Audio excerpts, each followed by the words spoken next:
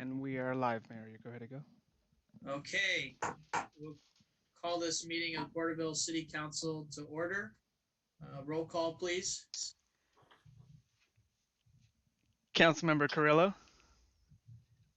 Here. Councilmember Peñalosa, Councilmember Stowe,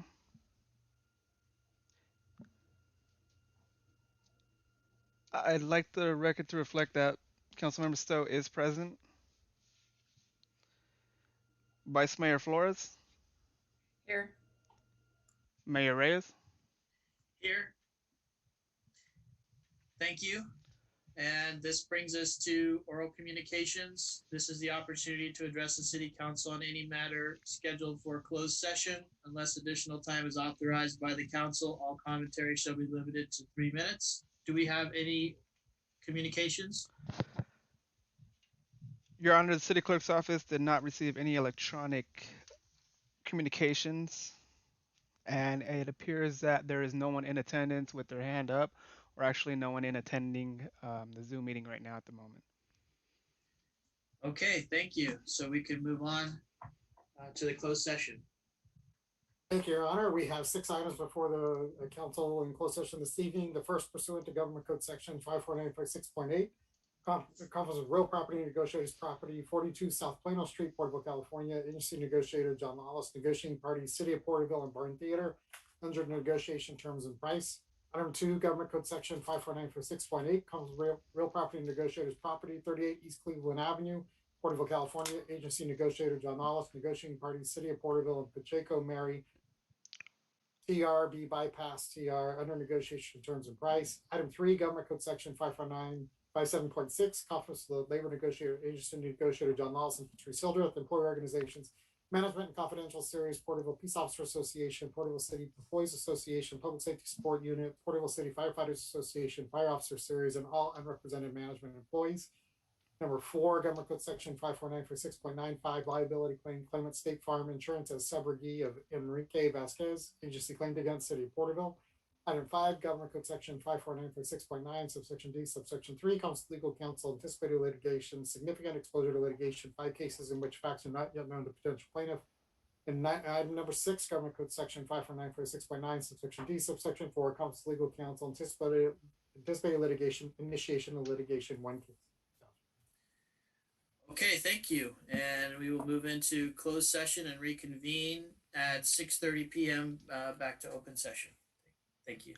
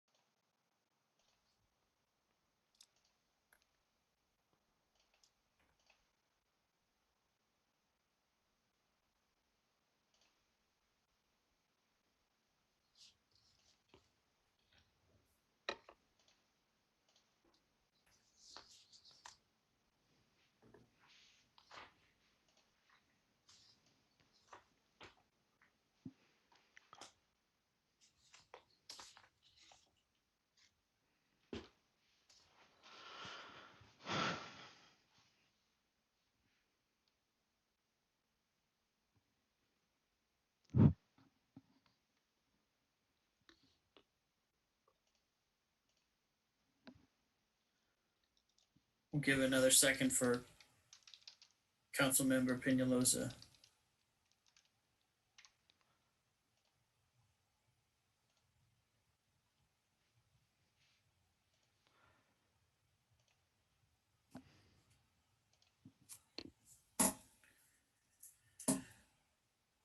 Okay, we're back and we'll reconvene from closed session. Was there any reportable actions? Nothing to report at this time, Mayor, but noting that we will be returning to closed session. Okay, thank you. And at this time, if you would all rise and join us in the Pledge of Allegiance, led by Councilmember Stowe, and a moment of silence to follow. So please remain standing.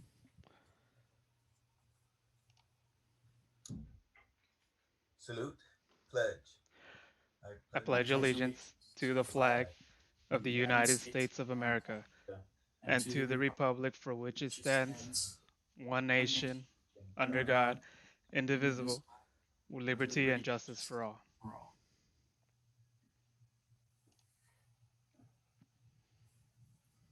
Is there anyone who would like to do an invocation? If not, we'll just have a moment of silence.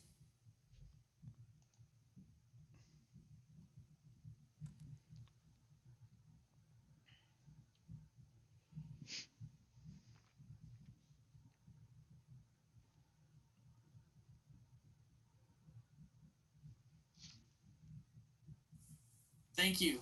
You may be seated.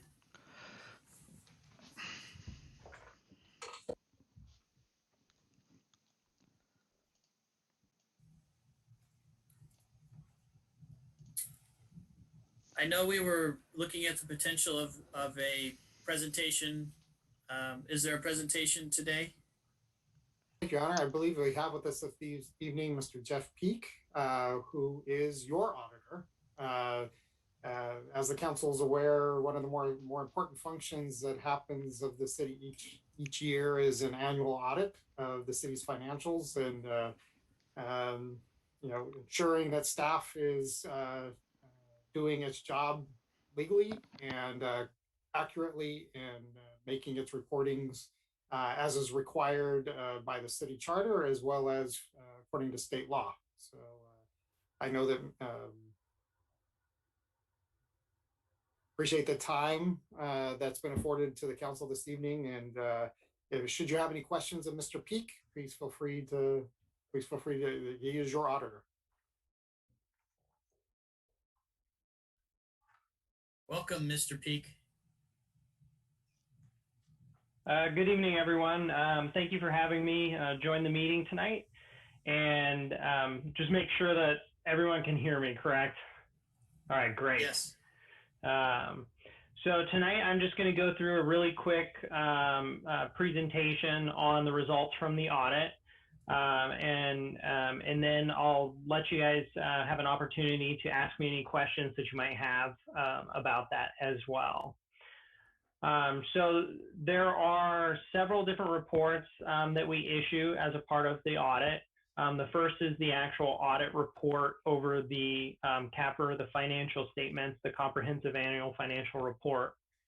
And that report is provided within the audit, and our opinion on that is that the financial statements were presented fairly in all material respects, which is an unmodified opinion, which is the best possible opinion that we can provide on those financial statements. So I think that was, a really good result.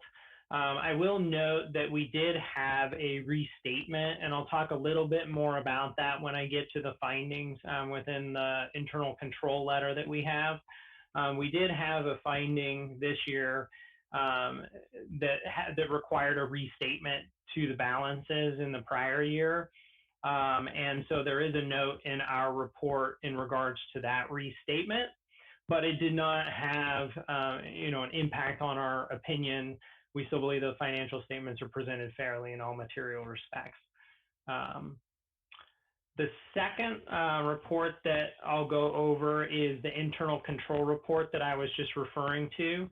That's within the single audit report. So there's two different reports in there. One is the internal control report, And then the other report is known as the single audit report, or the report on compliance over each major federal program that we audited within the single audit. So excuse me, was there a question? Or there's just some feedback? I think it was just some feedback. Okay, I appreciate that. So the internal control report, that's where you'll note that that we had our finding in regards to, it was what we consider to be a financial statement finding, labeled as 2020-001. And I'll go through that in a minute. But other than that, we didn't have any other internal control findings or anything that were required to report within there. On the independent auditor's report over compliance, which is the single audit report, we did not have any non-compliance findings. So that was a good result. There were no non-compliance findings, and that was also an unmodified report. So very positive there. So I'll go real quickly through what the finding was, and what this had to do with is there's a claims liability that the city has to report each year, and there's a report that's prepared by an actuary. And unfortunately, what happened was there was only a portion of that liability that was being captured off of that particular report the actuary had prepared. And so we weren't really presenting the full liability in the prior years. So this year it was identified. Unfortunately, it had not been identified that was excluded in a prior year. It was identified this year and brought up, and the adjustments were made so that the financial statements present that full liability as a result of that. So that's really kind of what that issue was. And, it was something that I don't think that anybody, in past years had really identified that there were these separate portions of that liability. And it just, and this year it just happened to be identified. And that's when we brought it up, talked it through with management, made sure that they agreed on that, and we moved forward with recording those adjustments. So that was the only finding that we had as a result of the audit engagement. But overall, I think really, really good results. This is the finding related to the claims liability is really, it's an estimate that's provided for the financial statement. So while it was a material adjustment that we had to make and record that through to the prior year, I still think that, management has done a really good job of, making sure that things are presented properly, and that the work that we were provided for the audit is well documented and done in a good way. So I still, I'd like to thank Maria and all of the staff at the city for, their efforts in providing us with that information. The last report that I have to go over with you is the governance communication. So that's a separate letter that we issue. Most of the information within the letter that we provide is pretty just standard language, things that we're required to communicate to governance. And through that letter, I'll just hit on a couple of main points with that. There weren't any changes in regards to accounting policies during the current year. We talked a little bit about those estimates, so we just bring to your attention that there are significant estimates that the city is making, one of which is the claims liability, also the pension liability, and the other post-employment benefit liability are other ones that are significant estimates that are made in the financials. It's important to kind of note these things because they are significant to the presentation. And so if the estimates do change from time to time, it can have a significant impact on those financial statements. Overall, we did not have any significant difficulties in dealing with management. Always a pleasure to work with. There were no uncorrected misstatements. I mentioned the one corrected misstatement already that resulted in the finding, and that's in that report as well. And then we didn't have any disagreements with management, and there were certain representations that management was required to make, through the audit process. And so we obtained that letter from them as of the date of the financial statements. And then most of the rest of the information that's in here is just some general information in regards to the documentation that's included in the financial statements and the required communications that we have to. But it's pretty standard language. There's nothing overly interesting about that, so I won't go too much into it. That's about all I have in regards to the presentation on the financial statements. So I can open it up to you at this point in time if you do have any questions about the audit, the results, or anything else. Thank you, Mr. Peak. Councilmember Carrillo, did you have any questions?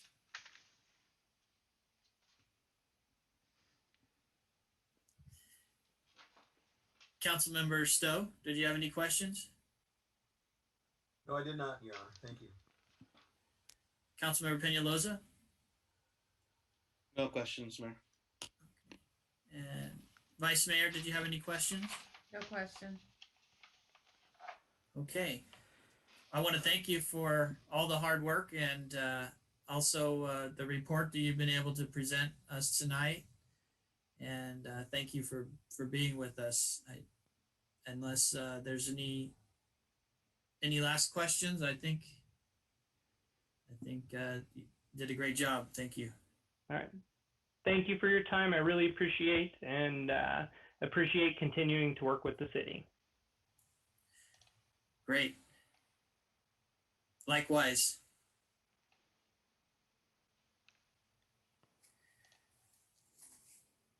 Okay. So that concludes the presentation. So now that brings us to oral communications. This is the opportunity to address the council on any matter of interest, whether on the agenda or not. Unless additional time is authorized by the council, all commentary shall be limited to 3 minutes. Do we have any communications? Your Honor, we do have quite a few email communications for the night that came through, and we do also have those in attending right now. I only see one raised hand, but I do want to let them know that if they do have any oral communications, they can go ahead and signify that they want to talk by using the raise hand feature in the attendee list, and that we would bring them in. At the moment, we only have one raised hand. I'm not sure which one you want to go with first, either the attendee list or the communications from the email. Let's go with the attendee list, and if some more raise their hand in the process, then we can take it there, and then we can move on to the electronic.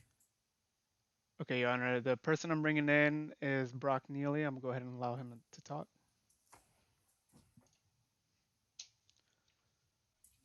Good evening. Good evening.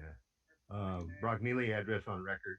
On the fireworks ordinance, I just wanted to let you know there are several people that I've seen post on Facebook that they're disappointed in the post portion of that. So you might want to actually do some explanation as to what that is if they're actually watching, so that they understand that it's not necessarily going to be the landlord is going to get fined, but in the event they could be. The other thing is, I don't know if everybody's aware, was several shootings just north of Atlanta, Georgia this evening, about an hour ago. 8 are dead. The majority of those are Chinese Americans. They think they're related to the China virus statements that our former president was making and his cronies. So, keep those people in your thoughts, please. Thank you. Thank you.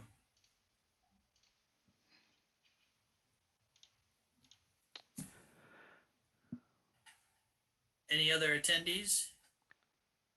Your Honor, I'm showing that there is no attendees with their hand raised at the moment. Okay, and you can proceed with the electronic communications, and should a hand go up, we can have them speak. I apologize. One attendee just raised their hand. I can go ahead and allow them to speak now. Yes, please. And this person is Deanne.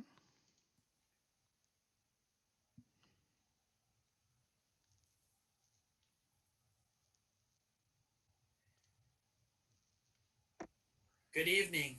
It's Dean. Welcome. Oh, I apologize. It's Dean Road Armor. Yeah, is this the time to talk about the fireworks thing? Yes, you have 3 minutes, sir. Okay, I sent a couple of emails, one to Milton, one to the email that you said to send it to, so I sent one to each. And my problem is that the last guy said that it doesn't necessarily going to find the homeowner, and that's not the way I read it. It says you will find the homeowner if you can't determine who ignited the fireworks. My problem with that is our church has a rental that our pastor doesn't use, the parsonage. I can't go over there and find out whether those people have any illegal fireworks that they're going to ignite. I can't go in their house. I can't go in the backyard without a warrant.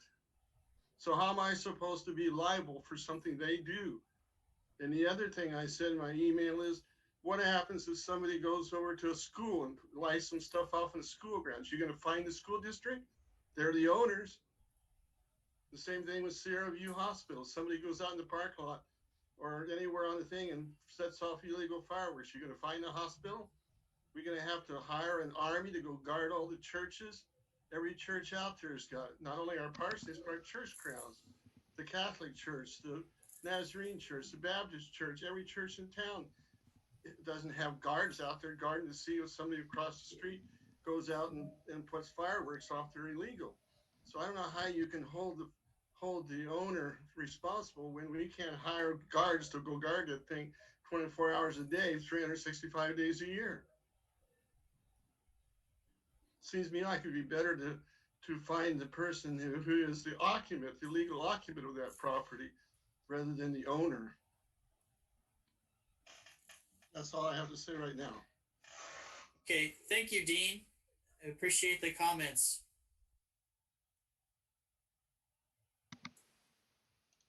Your Honor, that was the only individual that had their hand up. Okay, if you want to proceed with the electronic comments. Okay. Your Honor, at this moment, I'd like to ask for direction from the council if we want to go ahead and limit each of the email communications to 3 minutes as well, as they are pretty lengthy and there is quite a few. Yes, please limit the reading of the electronic communications to 3 minutes, and then if you identify any that are obviously similar, maybe a cut and paste, you can state the name of the person that sent it, instead of reading a repeat if there is one. Okay, Your Honor, I'll go ahead and read the first one. This email communication is from Chris Meltzer. Dear City Council, I own a rental property in Porterville and I'm concerned about the draft ordinance which would potentially hold me liable for violations of fireworks ordinance regardless of who ignites the illegal firework. The fine potential is more than the rent I receive for a year on that property. I would not be able to keep the property and would be forced to divest and or increase rent dramatically to cover this cost. I would request that you do not pass this portion of the ordinance. If you cannot determine the party responsible, I don't understand why I should be held accountable for an action that the city is not certain was even performed by my tenant. I've asked my property manager to keep me apprised of this so I can take appropriate action. I can't afford to have potential liability of this magnitude added to this property. It effectively diminishes the value. I would have to sell and invest in other community. Thank you for your consideration, Chris. Thank you. The next one is from George Sell. I'm writing to you about the pending changes in the proposal. I really don't think the problem is corrected by increasing the amount of the fine. One of the problems is the fines aren't being collected. It won't change by increasing the fines if people know they don't have to pay them. The fire chief stated at another meeting that many have not paid their fines. Why not? Why isn't there a punishment for not paying their bill? The city has a punishment if you don't pay your bills. Example, your utility bill. They give you so many days to pay it. If you don't pay it, you get a notice to pay or risk having your utilities turned off. Why isn't there consequences for not paying for illegal fireworks? If they don't pay in 30 days, increase the fine. Then, if they don't pay, have a stronger punishment. Until you start collecting last year's fines, any change means nothing but a piece of paper. Barbara Sell. Thank you. The next one is from Katie Adams Pewitt. You have proposed fireworks ordinance draft to hold the property owner who likely resides out of the area liable for violations regardless of any contract or agreement with any third party regarding the property. In these times when the city is supposed to be promoting affordable housing and preventing homelessness, this proposal has a high potential of displacing more tenants. This past year has proven to be extremely difficult with new California rental restrictions on rent increases. Just cause evictions and the eviction moratorium. You are proposing an ordinance that has the potential to fine homeowners, likely out of the area, that have not been able to collect rent for months and are not unable to evict tenants due to the eviction moratoriums or AB 1482 restrictions. It is impractical and impossible for a property manager to be required to maintain, manage, and supervise the property and all person thereof in a manner so as not to violate the provisions of this section. If this is to be the standard, can we have the same expectations for the city police or city of Porterville? Not likely, since it's not feasible to be all in one place at one time. I, as a property manager, have no tolerance policy with a no illegal activity addendum in the lease agreement. I am offering an alternative suggestion that you give a citation to resident and all in attendance attached to their driver's license and then copy it to the owner or property manager so that eviction can take place instead of punishing the absent owner and property manager with a $2,500 minimum fine. As it is, we are struggling as it is to keep these owners from selling these home, maintain affordable housing for the city of Porterville, and if this passes, I am already getting feedback from my owners they will be looking at selling. This ordinance could be a tremendous injustice to any landlord. Katie Adam Hewitt. Thank you. The next one is from Scott Tuttle.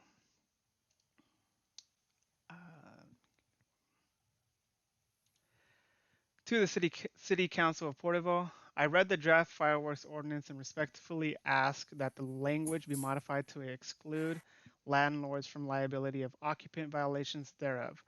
The ordinance should not hold liable non-resident owners, especially non-resident owners who utilize property managers for the following reasons. 1. Landlords have no control over the actions of their tenants in this regard and cannot address illegal activity through an eviction until after a violation of law has occurred. In circumstances generally confined to specific holidays such as Independence Day and New Year's Day, imposing liability against an owner without a showing of control over the premises, actual knowledge of the wrongdoing, and the owner has sufficient time to remedy the circumstances, though an eviction or other means, is unjust to the landlord. 2. It is not reasonable to expect that a landlord or one who utilizes a property manager will know beforehand a tenant's actions with regard to fireworks.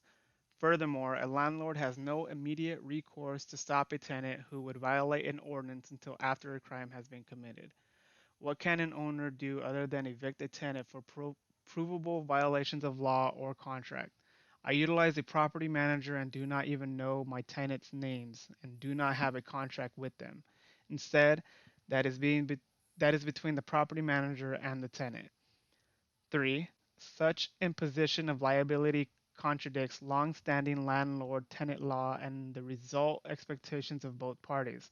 While landlords have a duty to take responsible steps to protect tenants from the foreseeable criminal acts of another, Civil Code Section 1714, and can be liable when a landlord fails to use reasonable care to protect their tenants, they can be held liable for the negligent or intentional criminal conduct of a third party.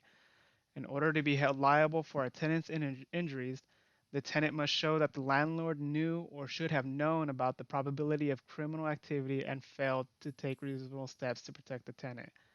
Ann M. versus Pacific Plaza Shopping Center.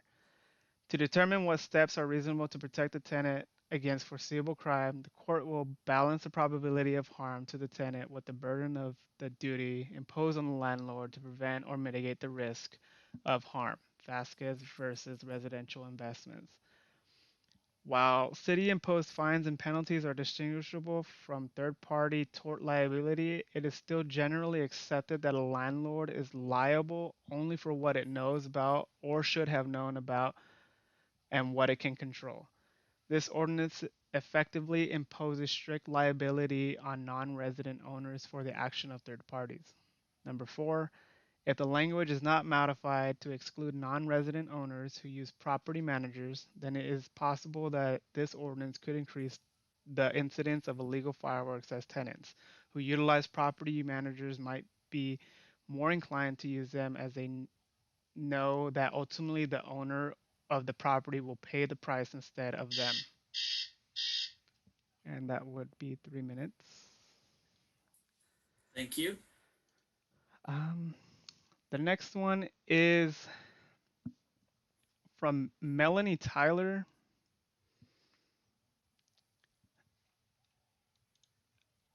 Dear council members, I am writing to address the proposed ordinance regarding illegal firework activity. While I am happy that the council is addressing an issue that has been plaguing our community for some time, there is some wording in the ordinance that is troubling.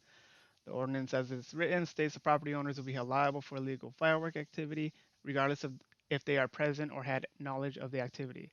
This would hold property owners responsible for tenant actions. Furthermore, at a recent meeting, one of your speakers stated that the property owners could just have the tenants evicted, and then maybe some leniency could be shown to the property owner. This shows a complete lack of understanding of how the eviction process works.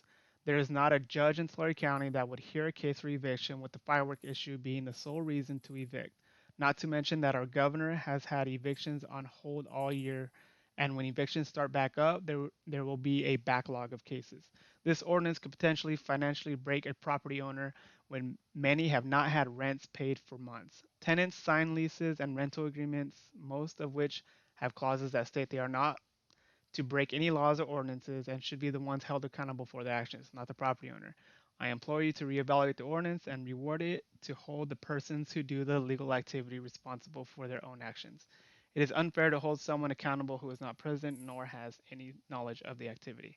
Respectfully, Melanie Tyler. Thank you. Next one is from Chad Perigo. This action is like saying that parents are responsible for the actions of adult children. Makes no sense. I do, however, appreciate the city is at least trying to address a problem. This is a great time to have a citizen committee on this to recommend solutions. The next one is from Jim Hatcher. Dear Porterville City Council members, in my perusal of your draft fireworks ordinance, in particular 12-2.21 social host component, I found it patently unfair to me as a property owner to be fined or cited. I am an owner of 2 rental homes in the city of Porterville, each under the auspices of different management companies, with both providing excellent services to me and many tenants over my many years. Our contracts with renters insist these tenants follow all basic logical legal applications. In no way I realistically understand this is how I, as an off-site property owner, should be liable for the actions of someone violating the city ordinance on said property if the tenant is the occupant control living at the property. Please know that I am completely in favor of the city's ordinance in general and heartily applaud the council's efforts in regard to this important issue. My only concern is the above stated problem. Other cities have addressed this issue fairly as follows. 1. City of Lemoore took out property owners as those subject to fines. 2. City of Ripon states that those cited are whoever, or I apologize. 2. City of Ripon states those cited are whoever is living in the property at the time of occupants in control. 3. City of Manteca in their social host application say owners not living at the property are not liable for illegal fireworks or whomever is in residence. These 3 I present as examples due to their similar demographics in the city of Porterville, and 3 who did it right for their taxpayers and voting citizens. I complete this communication with an earnest, sincere appeal to please modify the fireworks ordinance to not cite, fine, or otherwise punish off-site property owners such as myself. Thank you for all your dedicated and competent service. Thank you. The next one is from Jessica Brackeen from the Chamber of Commerce. Members of Council, this is Jessica Brackeen, the CEO of the Portable Chamber of Commerce. Unfortunately, I have another important meeting tonight, so I cannot attend the virtual council meeting. However, I would like to take this opportunity to provide an update on the projects that the Portable Chamber is currently working on. This month, we have continued to help businesses apply for the California Relief Grant, as well as taking care of Business Fund. We have helped multiple businesses apply and get these grants to help them stay afloat. We have also helped direct businesses on what they need to apply for the PPP, as well as how to get the required documentation from their accountant or create necessary spreadsheets themselves. In 2020, we did not cancel any memberships due to non-payment, and we have been making an effort to help all of our community businesses, whether they are members of the chamber or not. We see and hear from many businesses that are in need of help and resources but are not chamber members, but feel that during this pandemic, we must do our best to support our business community as a whole. We have begun work on a new map of the area, and I plan to add a special insert that will help to highlight the hashtag Mighty190 and show a few trails that people could easily find and conquer. I would love any input from the city and the community on this project. Please feel free to reach out to me if you have any input. We have also partnered with Big Blend Radio and Magazine to do a FAM tour and help to bring more tourism in the area. They will be here in the middle of April, so I have been working to create an itinerary for them to follow while they are here. The Sequoia Tourism Council has also been working hard to market our area, and we hope to soon produce a video highlighting our communities and all they have to offer. We recently purchased billboards and also did a virtual travel show targeting the Tri-County area, enticing them to come visit our gorgeous mountains and giant sequoias. We have recently partnered with Burton School District's Academy of Leadership and Business. This academy provides students with the foundational knowledge of the business world while focusing on the and fostering essential leadership skills. I'll be serving on their advisory board. The academy is new and they are currently working to develop the course pathway that will be most beneficial for these future entrepreneurs. I hope to be an asset to their team of leaders, and I am looking forward to working with them to really help develop our future workforce. We have continued to hold our networking events virtually and look forward to being able to host them in person in the coming months. We have finally begun to tentatively schedule in-person events and hope to work with the city to bring the community together safely. Thank you all for your time and all you do for our community. Jessica Brackeen. Thank you.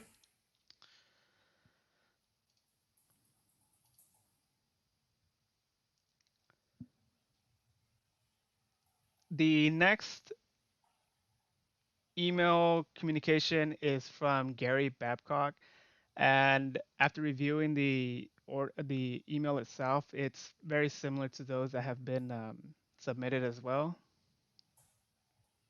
So if you would like, I can go. If you would like, I can go ahead and.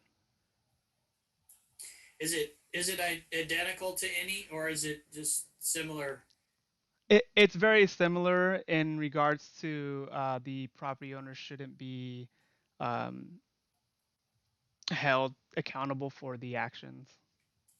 I would say just go ahead and read. Okay. The next one is from Gary Babcock. In reviewing the proposed firework ordinance, I see that you are wanting to ultimately hold the land/building owner responsible for the actions of anyone being on the property, whether the owner is present or not.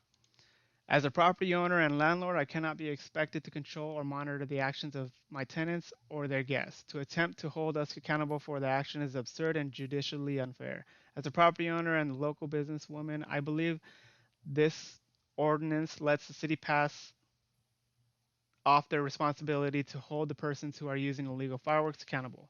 How can you justify fining an innocent person for the guilty person's actions?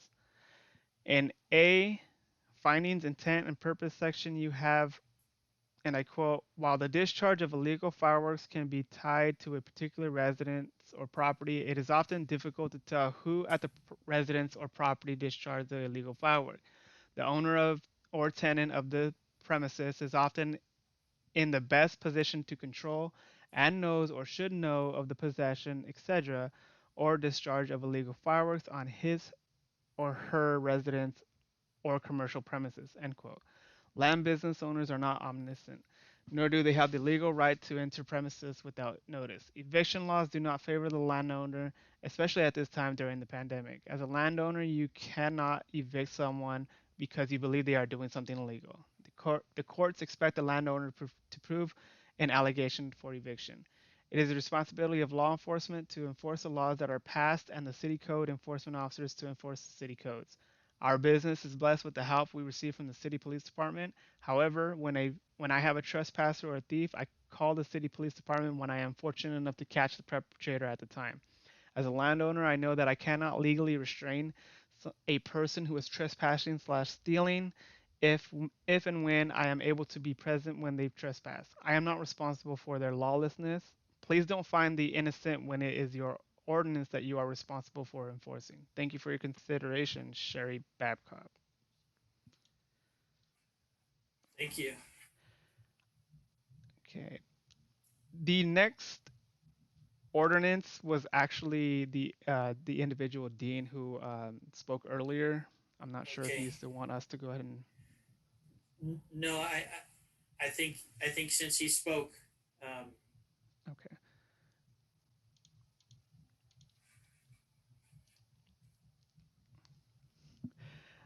Okay, there is one more oral communication. This one is from Dustin Maddox.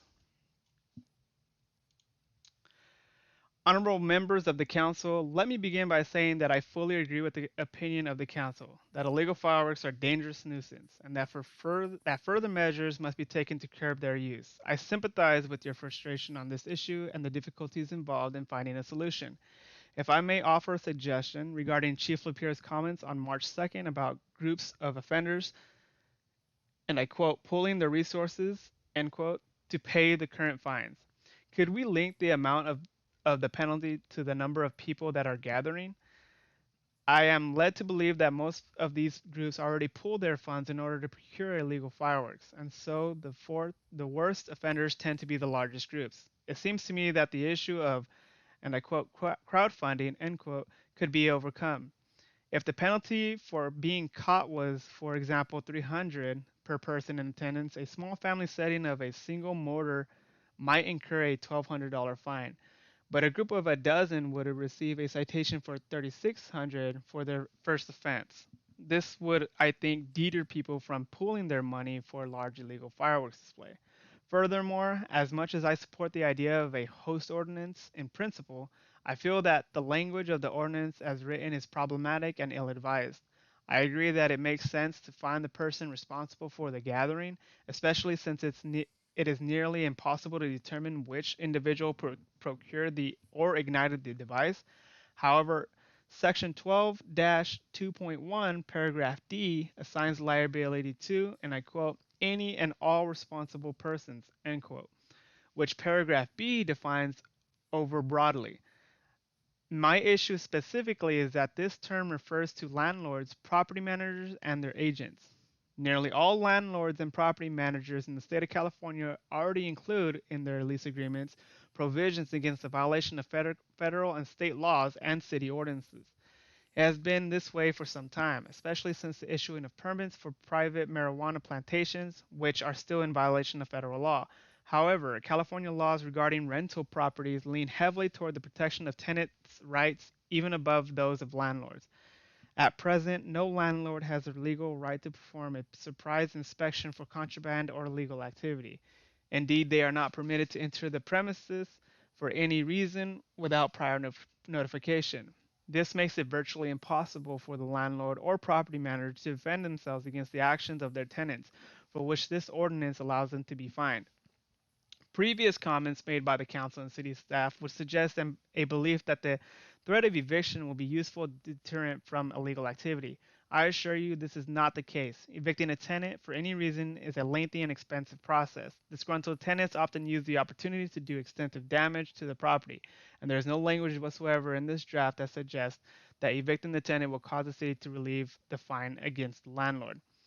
Therefore, I respectfully request that the City Council reject the ordinance as written and return it to staff for further refinement.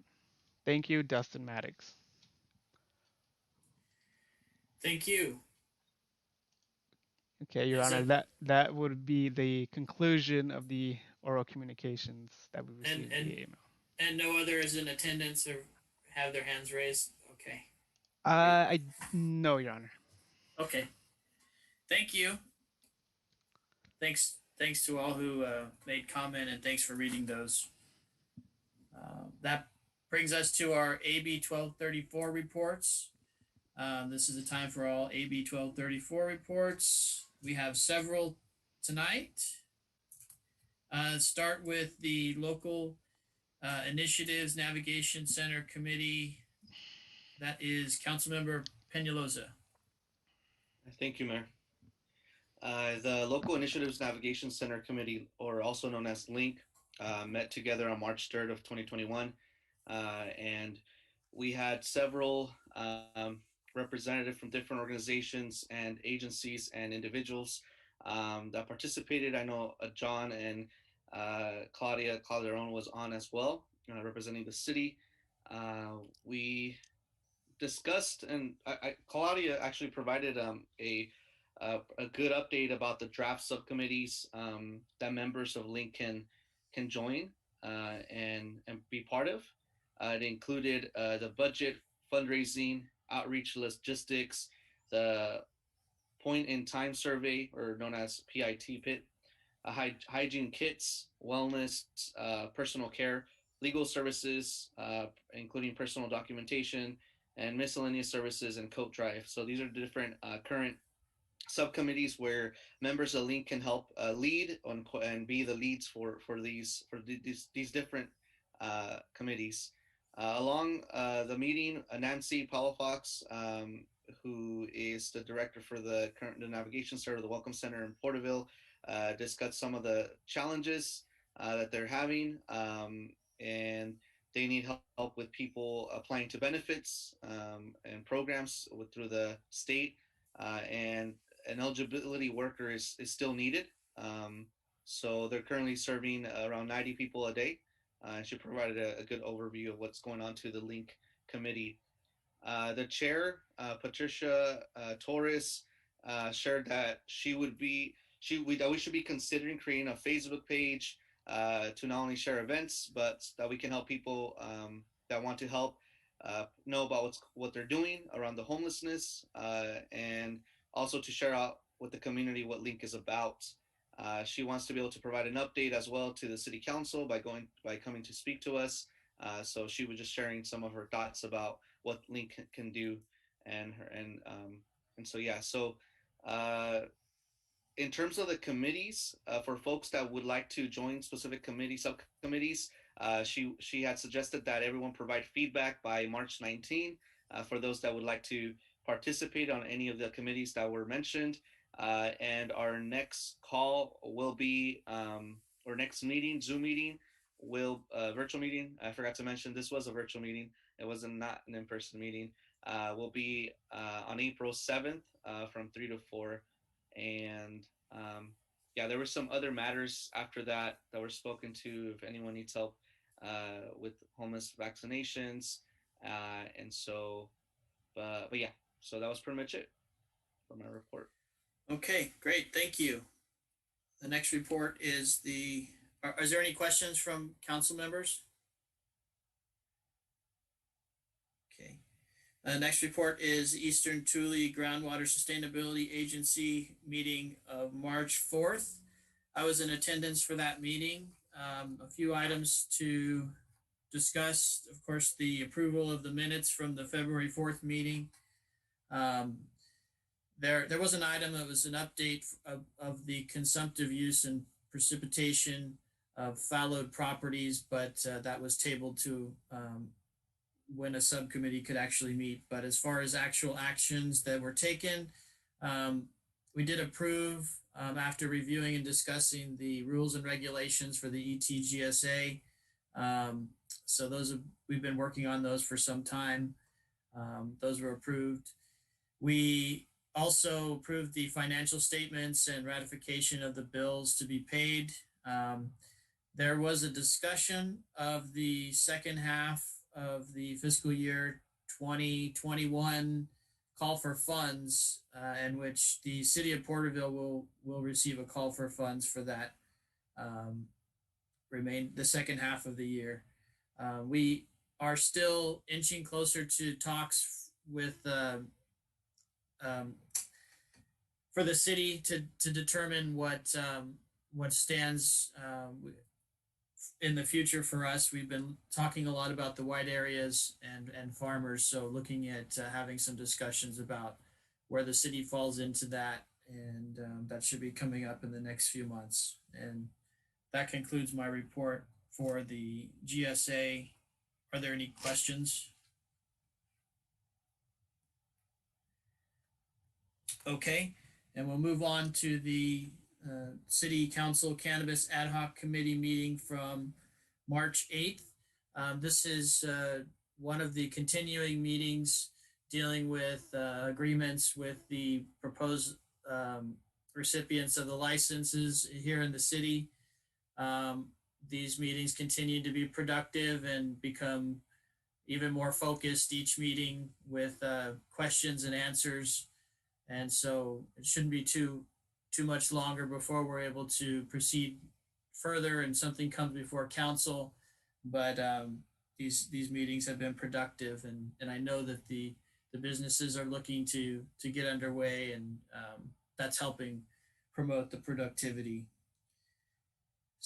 The next report is for the Tulare County Water Commission, and that would be Vice Mayor Flores.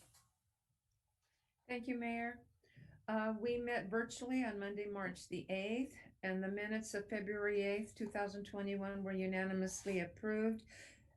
What was provided was a domestic water tank update in the county area. Reported were that there were 28 active county participants, that 2 wells were under construction, 9 applicants were still waiting, 5 applicants terminated, 2 applicants hooked up to the city systems. Others were looking for different types of solutions for their water wells. They were still receiving phone calls.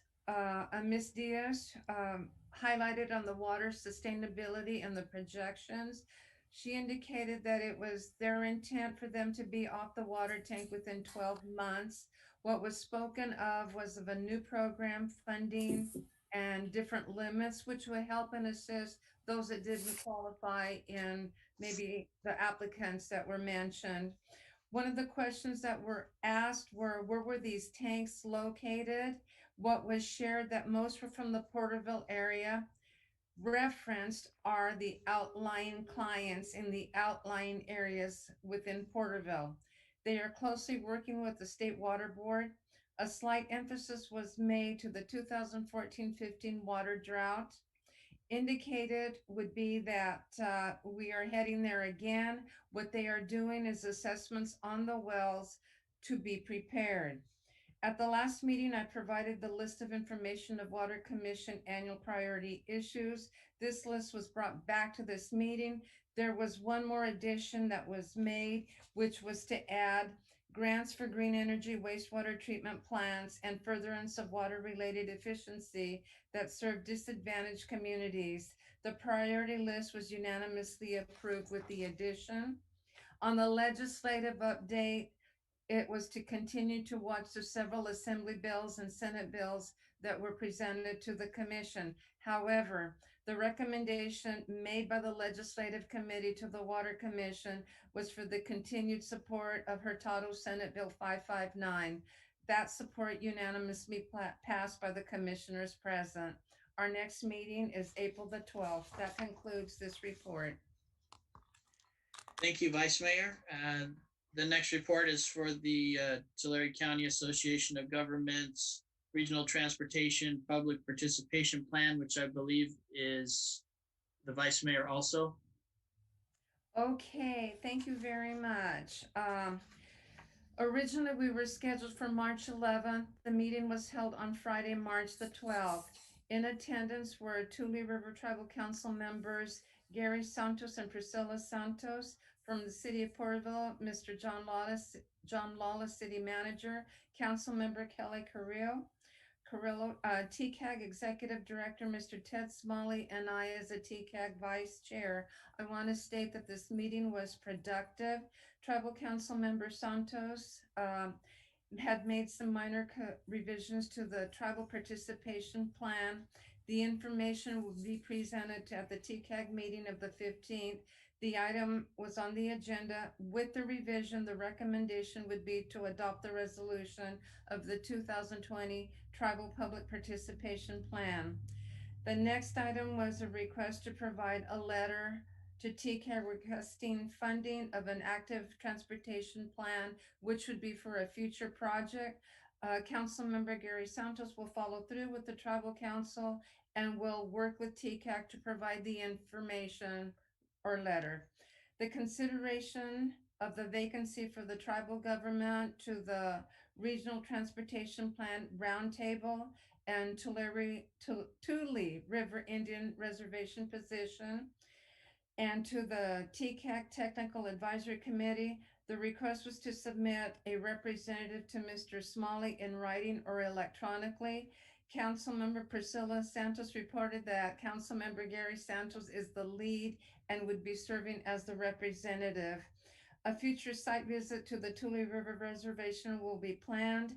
An invitation for TCAG and the city to a future tribal council meeting to report and provide updates, informations, and projects. Our next meeting is scheduled for April the 8th. This meeting will probably be changed due to a recent unexpected date-time conflict. If Councilmember Carrillo had any additions, but that would conclude my report. Very comprehensive, no additions. Thank you. Okay, thank you. The next report is for the Library Facility Planning Committee, and that would be Councilmember Carrillo. Good evening, everyone. I will provide the first update for the Library Facility Planning meeting. This was held on March 12th at 2 p.m. via Zoom, so we were virtual. We started the meeting with welcome and introductions. A lot of the members didn't, get to meet each other yet. So we had myself representing City Council, and we have a total of 7 members, committee members. So I just wanted to relay the names of those committee members. So the first is Natasha Isaev, Catherine May, Juliana Glyden, Carol Brown, and our staff, Vicky Cervantes and Donnie Moore.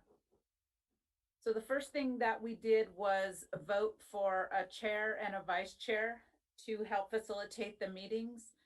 And myself, I was voted as the chairperson of the committee, and Natasha Isaev was voted in as the vice chair of the committee. From there, and this being our initial meeting, we, Vicky Cervantes, the city librarian, provided a brief overview of some of the current library services.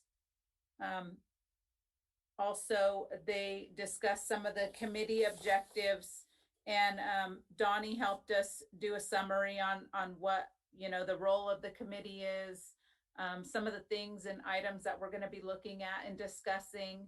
And then one of the roles of the committee also would be to report back to City Council. And so I will do that at least monthly as we meet.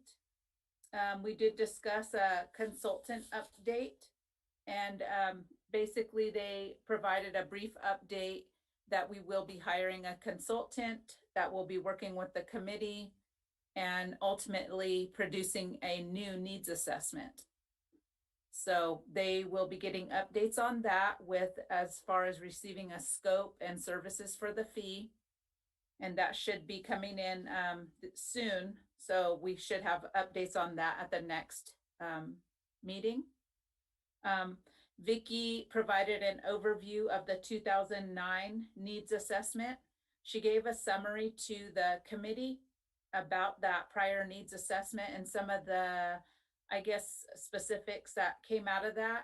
And one of the things she did reference was for us to review a certain section inside of that needs assessment kind of like homework, I guess, to then refer back. So we were gonna review that as a committee, and then that way, if we had some discussion moving forward, we could discuss that. The last thing we did was select some days and times to continue at least monthly meetings. And then if we needed to, meet more often for anything, then we could do that. So Donnie is combining all of our contact information so that we could all stay in contact with each other via email or cell. And then we decided on monthly meetings, and the next one will be held Thursday, April 15th at 4:30 p.m. And then we scheduled dates for May, June, July, and August so that we could kind of see how this goes as far as meeting virtual or in person, hopefully. And there's a lot of exciting things to discuss. So with that, that's all I have for this report today. Okay, thank you. Are there any questions from council? Mayor, no question, just comment. I want to thank Councilmember Carrillo. This committee information is one that we have been eagerly looking forward to, and thank you. Yes, and I'll try to make sure there's a lot of good information to bring back to council and to the community that's listening. Also, I know it's an important topic. Great, thank you for the report. The next report is the Tulare County Association of Governments, Tulare County Transportation Authority, which I believe is Vice Mayor Flores. Thank you, Mayor. We virtually met Monday, March the 15th.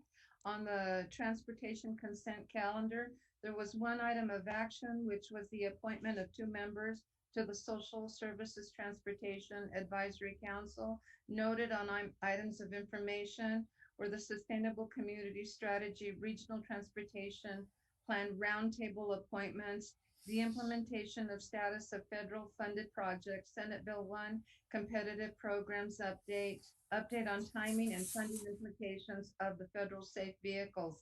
The following item was pulled by the executive director, which was the Sustainable Community Strategy Regional Transportation Plan Roundtable appointments.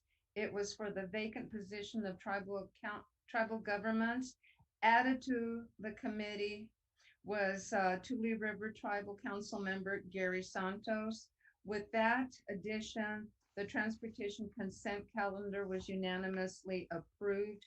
Moving to the transportation action discussion items, there were presentations that were made by the transit providers from the county, the cities of Visalia, Tulare, and Porterville. I want to say thank you to Mr. Richtree for providing the update for the city of Porterville, providing information to the electric Ford Transit vans, the green power buses, a highlight of the infrastructure, solar and charging, the update to service modifications, the ridership, microtransit increase, and ridership recovery strategies. The item of information under this, under transportation action, and there was one public hearing, and it was on unmet transit needs. No public comments during this meeting. No action was taken. The open period and final day to submit comments this year is March 31st, 2021, and it can be to a dedicated email address, which is on the website. An item that was originally placed as an action item is going to be carried over to the next TCAG meeting. This item brought a lot of discussion, and it would align with one of the reports that we provided shortly, but it was the adoption of resolution to approve a formula for suballocation of large urbanized area federal transit funds. No action was taken on this item. It will be brought back for further discussion and action, and it had to do with the proration and the allocations and where monies would be dispersed. Moving on to the association consent calendar, the items of action were the approval of the February 22nd, 2021 TCAG board meeting minutes and the minutes of the February 18, 2021 Technical Advisory Committee meeting, the adoption for the approval of amendment number 9 to the fiscal 2020-2021 overall work program. The association consent calendar was unanimously approved. Into the association action portion of the meeting. Items of action, there were 2 items. The adoption of resolution, the draft of the 2020 Tribal Public Participation Plan. A minor revision was made to the plan. In addition, the adoption of resolution, the appointment of the San Joaquin Joint Powers Authority alternate member with the retirement of Bob Link. Supervisor Eddie Valero volunteered. The association items referenced were unanimously approved. That concludes my report. The next meeting is Monday, April the 19th. Thank you for the report. And the final report for the evening on in this section is Tulare County Regional Transit Agency, which met yesterday, the 15th. I was in attendance. We did approve the minutes from the February 8th meeting, as well as the fiscal year 2021 interim budget, which we had been discussing for several months after the review through all the committees and the Finance Committee. That was approved, as well as some of the documentation with the Federal Transportation Administration, some of the filings to be able to participate in programs, also to participate in the California Integrated Mobility Program. There was also a decision made to have free fares for those 18 and under. The funding for that, this was to be countywide. Funding for that was to come from the Low Carbon Transit Operation Program project, which has some relation to local transportation funds. A lot of the members in attendance were in favor of the discussion about free fares and reduced fares in the future, which there's future items that we'll talk about that. But that was decided at the meeting. Those 18 and under would have free fares. There was also an action item to approve free fares for those with vaccination appointments, whereas that some of the other transit agencies and some of the other members may not have the benefit of working with Translock, who's our vendor and runs the software. We have the opportunity to have that cost covered. So everybody's eager to get folks out to be vaccinated. And this is another way to encourage people to meet those appointments, and especially those who may be challenged with ways to get there. We also, later on, we had a discussion about the free fares, which I might suggest that as a council, we take a look at where the transportation agency is going and have a discussion, because we are kind of a standalone in our transit, and a lot of the other agencies use the same provider. So looking at, especially with the discussion of free fares and how that has impacts, I know that some of my input had to deal with rather than having the fares covered by the members, was looking at destinations and where their people are going, and how to get contributions from that. But those will be future discussions we'll have. We also did add a member from CalVans, so it's great to have somebody from CalVans in the discussion with a lot of knowledge and background that they can bring to the group. And so that concludes my report for that meeting, unless there's any questions. If not, we can move on to the report section for the commissions and committees. This is the time for all committee, commission, board reports, subcommittee reports, and staff informational items. I know that that some of these groups have been meeting, so I'll just go down the list, and if there's someone in attendance, they can provide a report. The Parks and Leisure Services Commission.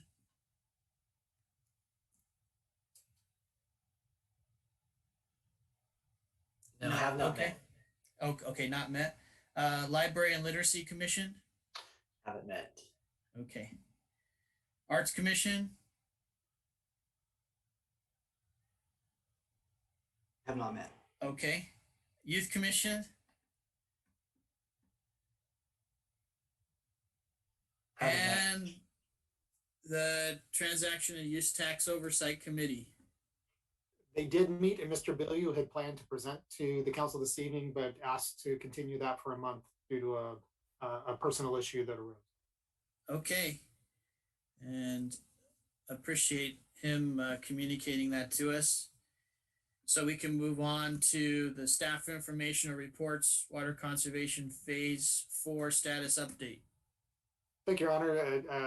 Your customary monthly report, which reflects, as your last couple of reports have been indicating, a slight increase over the base year of 2016, so a 3.19% in total production, and running just slightly underneath the cumulative savings target of 26%. We're at 25.2%. There were 11 notices of violation issued and no administrative sanctions. Happy to answer any questions. And we are going to soon be approaching the noticing of a public hearing for transitioning into phase 3. That will be upcoming for council's consideration. Okay. Are there any questions from council?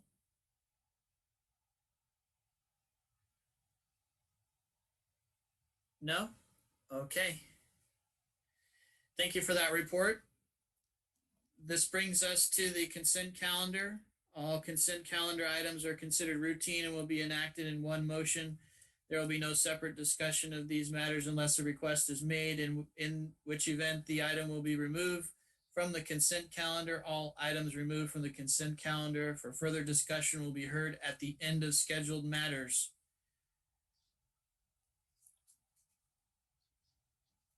I would like to note a conflict on item 4 and 9 for myself. Mayor, I have a comment and I have a question to legal counsel on the minutes of February the 2nd, a minor correction.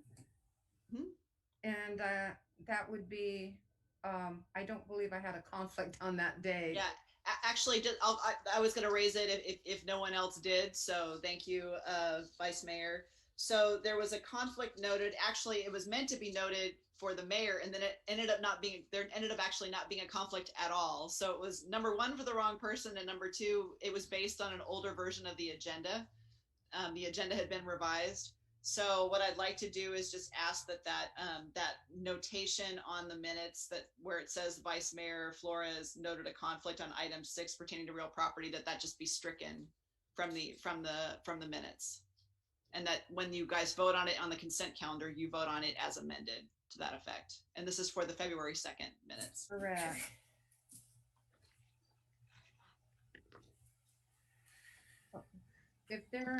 Noting the amendment on number 1 on the February 2nd minute and the conflicts that the mayor has on his items, I move for the approval of the consent calendar of items 1 through 10. I will second. Okay, we have a motion and a second. Please call the roll. Councilmember Carrillo. Aye. Councilmember Peñalosa. Aye. Councilmember Stowe. Aye. Vice Mayor Flores. Aye. Mayor Reyes. Aye. Passes unanimously. Thank you.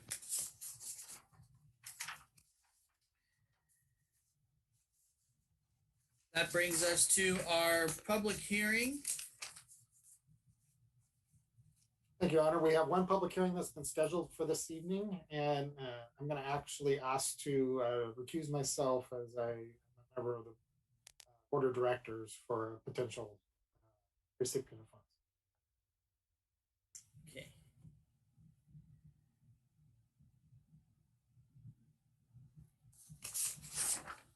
Honorable Mayor and City Council. On May 19th, 2020, the Central City Council provided direction on the California Department of Housing and Community Development, HCD, of approximately $195 million of funding for permanent local housing allocation. Apologize. The acronym is PLHA, and so you'll probably hear that several times during our presentation tonight. The NOFA, or the Notice of Funding Allocation, was funded through monies deposited in the Building Homes and Jobs Trust Fund in calendar year of 2019.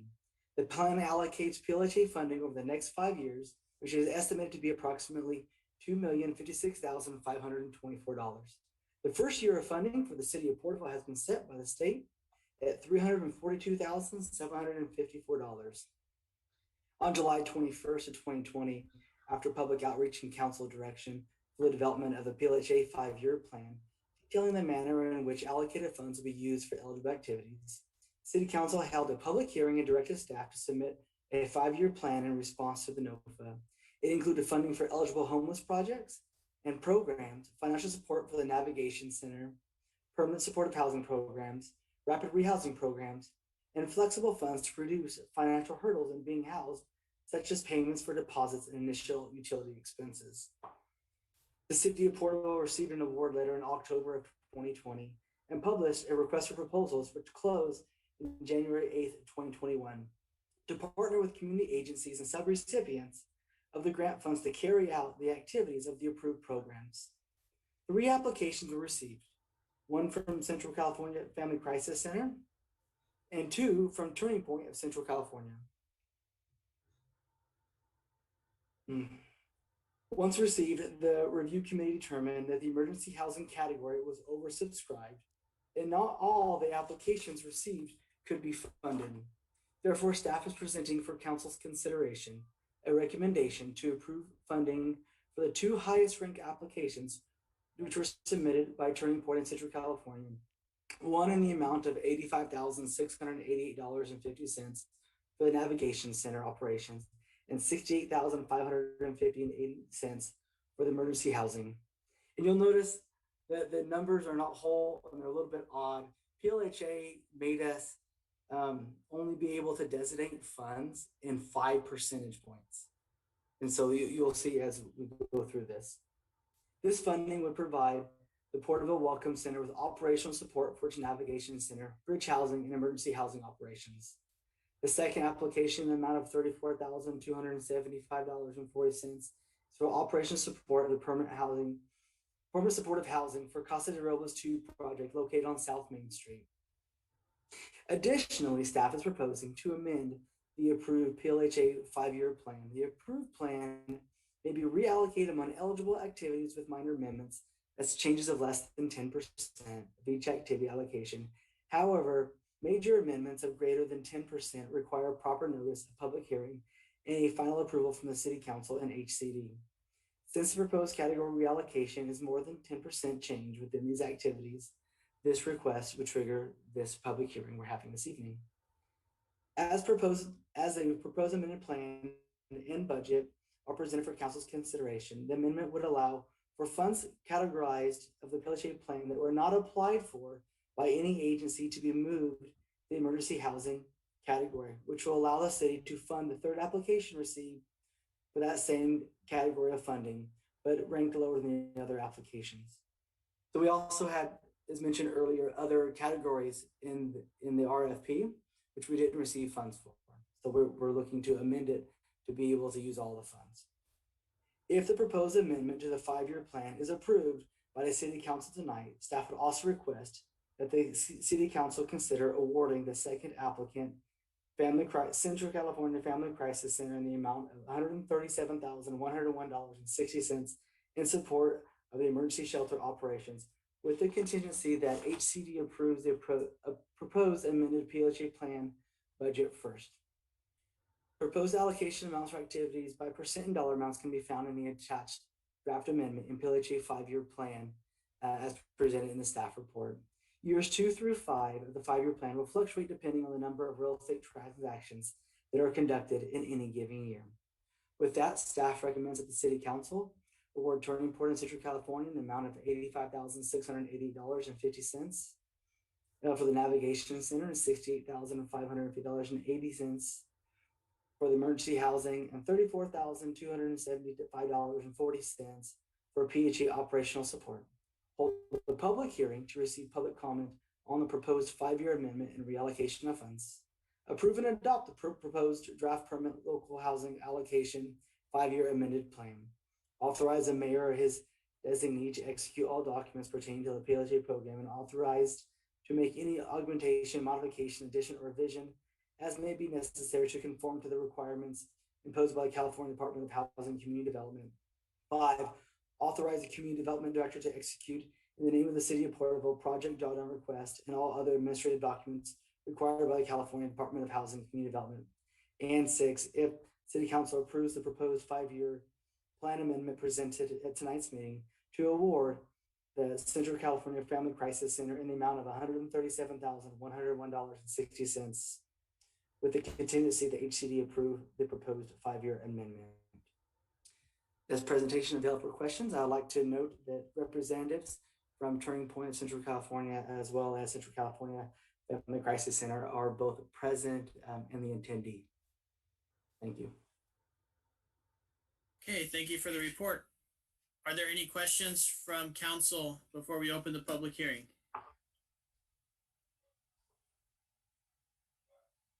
I do not. No?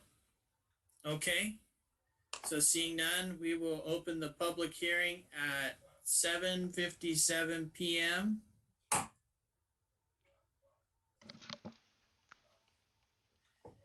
Your Honor, we do have a member of the attendee list with their hand raised. I can go ahead and bring in them now. Please.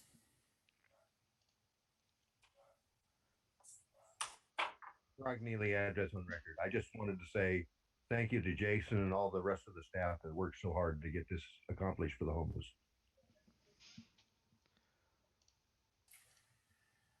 Indeed, thank you.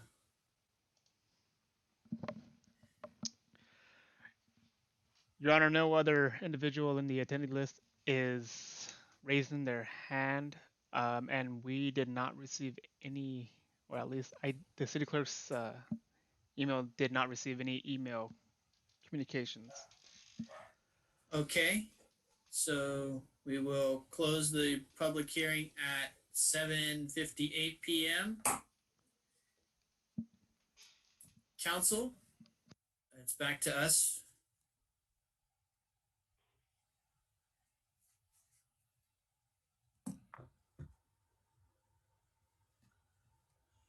Councilmember Stowe, did you have a comment? I didn't have a comment, but I was going to make a motion that we award the recommendations of City Council.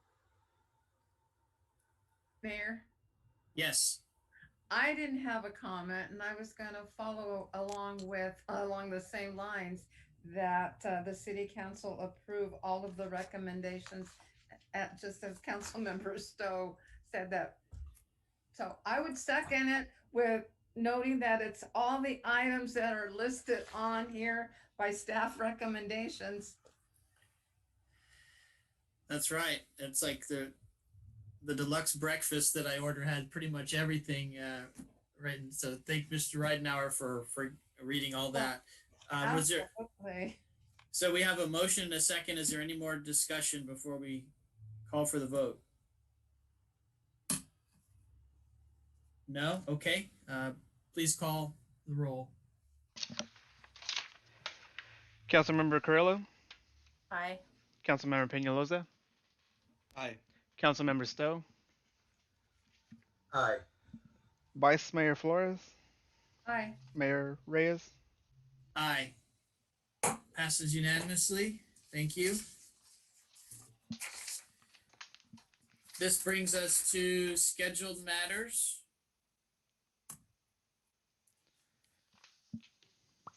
5 scheduled matters tonight. And the first would be item 12. Yes, Your Honor, the first matter before you this evening is the authorization of 2X Promotions, OHV Park Races with overnight camping, and Mr. Moore will present the staff report. Thank you, Ms. Hildreth, Honorable Mayor, and members of the council.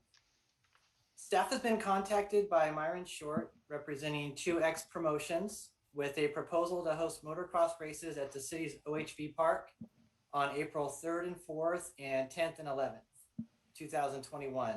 Short currently holds an annual agreement with the city of Porterville to manage operations of the OHV Park and has held several successful similar races at the OHV Park since 2014. He also held one recently in Tulare on March 6th and 7th. All of the additional necessary equipment and personnel to conduct the races would be provided by 2X Promotions, as would he providing the insurance, naming the city of Porterville as an additional insured. In conjunction with the event, staff is seeking permission to permit overnight camping at the facility for both weekends. COVID-19 industry guidance by the California Department of Public Health pertaining to campgrounds, also camping, which is an allowable activity, would be followed by event organizers. 2X Promotions submitted race safety protocols, which were reviewed by the City Council's COVID-19 Ad Hoc Committee at its meeting on February 22nd, 2021, which the request to have a second weekend of races was submitted subsequent to that committee meeting. Staff's recommendation is that the City Council approve the OHV Park races on April 3rd and 4th and 10th and 11th, 2021, and approve overnight camping for both weekends. That concludes the staff report. I'd be happy to answer any questions. And the event organizer, I believe, is also on tonight, just in case there's questions for him. Thank you, Mr. Moore. Councilmember Carrillo, did you have any questions?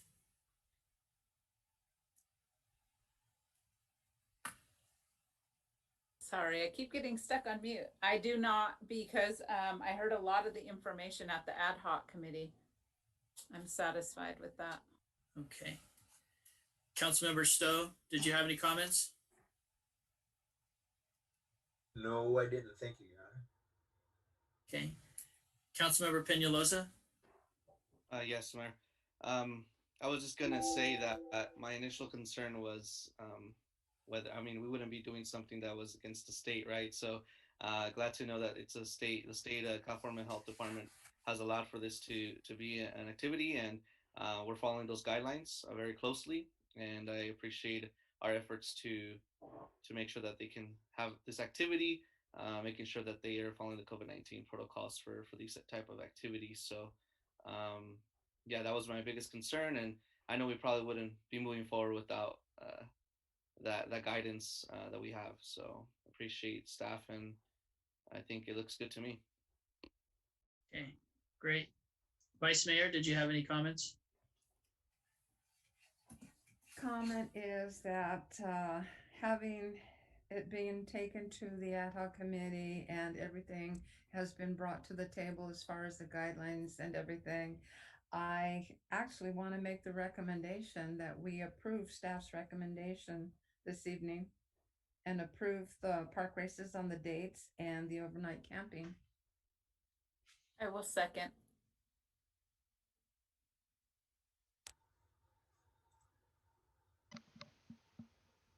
We have a motion and a second, and I just wanted to also comment that it did go through the COVID-19 ad hoc committee, and at the time it was tempered through the purple tier glasses that we were looking at everything to. So there's even been an improvement since then, but the details of the plan were pretty good, and I think that especially considering that he had run some races before in other areas. So with that, we can call for the vote. Councilmember Carrillo? Aye. Councilmember Peñalosa? Aye. Councilmember Stowe? Aye. Vice Mayor Flores? Aye. Mayor Reyes? Aye. Passes unanimously. Thank you. For the next item, I need to recuse myself, which means a trip to the waiting room and a reliance on the vice mayor to take over for a moment. Okay, we'll now go into item number 13.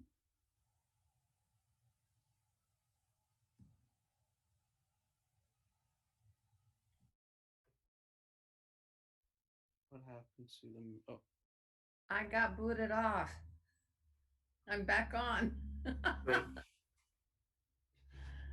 So I would say Mayor Pro Tem, thank you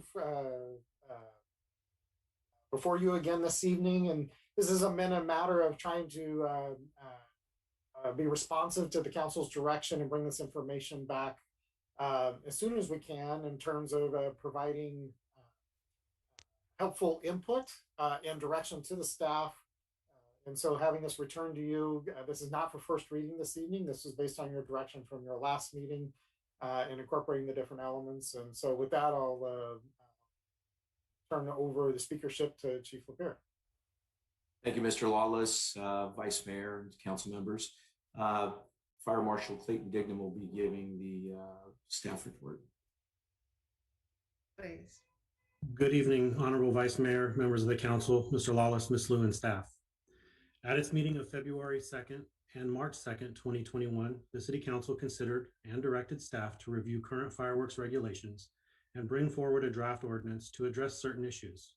Attached is a draft ordinance for the Council's consideration, which addresses 4 primary topics discussed at the February and March Council meetings. Language has been proposed to eliminate the use of certain fireworks commonly marketed under the name of Piccolo Pete and Whistling Phantom, which emit loud, shrill sounds. These particular fireworks are also known to be manipulated after sale to create explosive devices. The violations clause of the current fireworks ordinance is edited in this draft to include differentiation between prohibited legal and illegal fireworks, as well as higher fees for violations, and also to create increasingly higher fines for repeat offenders. The draft ordinance also includes a host component, which will ease in the enforcement activities where it might otherwise be difficult to discern who within a given party has actually ignited an illegal firework. The property owner would then be held liable regardless of who ignites the illegal firework. Lastly, the council's direction, a rewards program has been proposed that would further enhance staff's ability to locate and cite those who choose not to comply with the city's fireworks regulations. Rewards of $50 per complaint can be awarded if the tip results in a citation. With that, I'll be available for any questions. Thank you very much. First of all, I want to say before we go into discussion on this item, I would like to thank each and every one that provided comment, because there was a lot of concern with regard to the item on the social host and all the everything that we heard tonight. I'm going to open it up to council for discussion and we have questions, but I want to thank the staff for working up the ordinance in accordance to the information that we shared and brought back. There's a lot of work that went into this with all the additions that were added and the revisions that were made and that of council. Know that it was appreciated to get us to where we are. And this is still a talking stage, okay? I'm gonna open it up to council, and I see that Councilmember Stowe looks like he may have may have comment or question. Oh, I have questions and a comment. And as I was reading through the ordinance last night and again today, and I want to say it's, if I wrote this down, 12.2.12. C, let me see if I can, if that's the right one.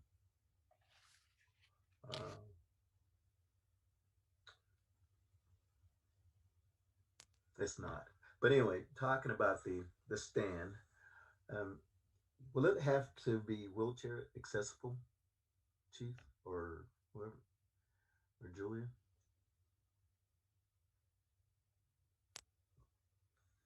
Pretty sure it will need to be.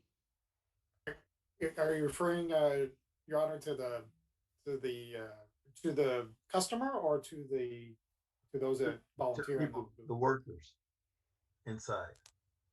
Ooh. Well, we have a cast specialist on staff. I guess I'd defer to Mr. Sanchez on that. Didn't mean to bring up a can of worms, but I was just curious.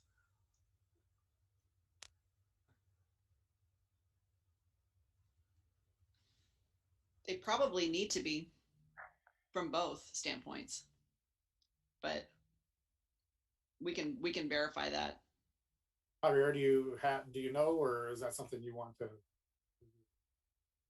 Could you repeat the question again?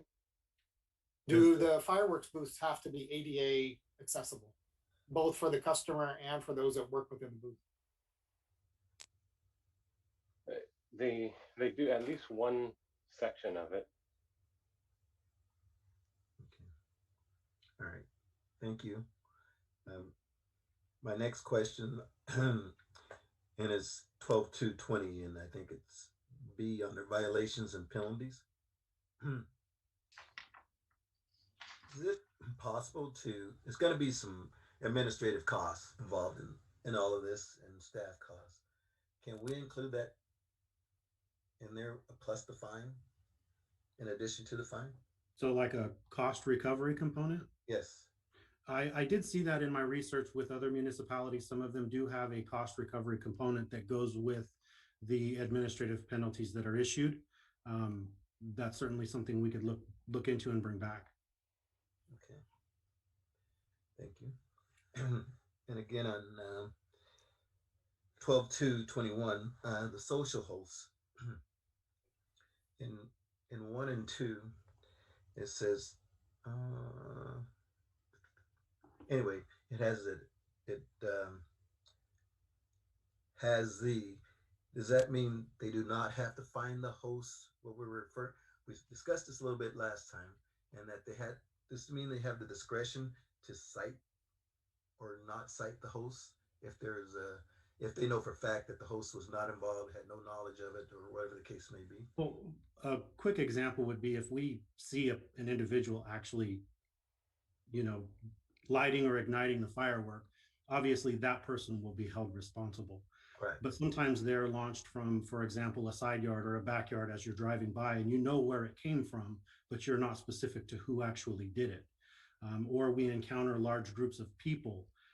And so in those cases, it could be the property owner, but if you read the actual ordinance, it gives us the ability to cite a tenant or lessee or a person responsible for hosting the party. Not necessarily are we going to default to the property owner as the first course of action every time. Okay, that's what. Okay, Yeah. Question. I had concern about that, as if we received all those emails, and that wasn't my understanding that we're going to get the property owner right away. They're going to be fine. Right. I think as the situation evolves, the responsible party gets determined by the interaction with the individuals that are there, and of course what the officers observe in the field. Okay. And my last one is 12.2.22 under rewards. I think is B3, and it says the reward would only go to the city, a citizen of Porterville. Is that something legal that we have to do, or can't someone outside the city of Porterville limits that report someone receive that reward? I mean, because they're going to be more apt to come back and testify if we need to in court than a neighbor would. I don't think you have to have that in there. I think this was an example of what's out there. Okay. And actually, just while we're on this section, I'd actually recommend that you not be this explicit about the reward program in the ordinance itself, and just simply if the council's wanting to consider establishing an award program, to have a simple statement or a simple regulation that authorizes the city to adopt a reward program by resolution, and then you can cite the specifics of that program in a resolution. Because I think that could be probably pretty fluid and may change over time, and you won't want to have to go make changes in the ordinance every time. Okay. Thank you. That's all I have, I think, for now, anyway. Councilmember Peñalosa, did you have any questions? I did. It was a follow up from what Councilmember Stowe had talked about a little bit.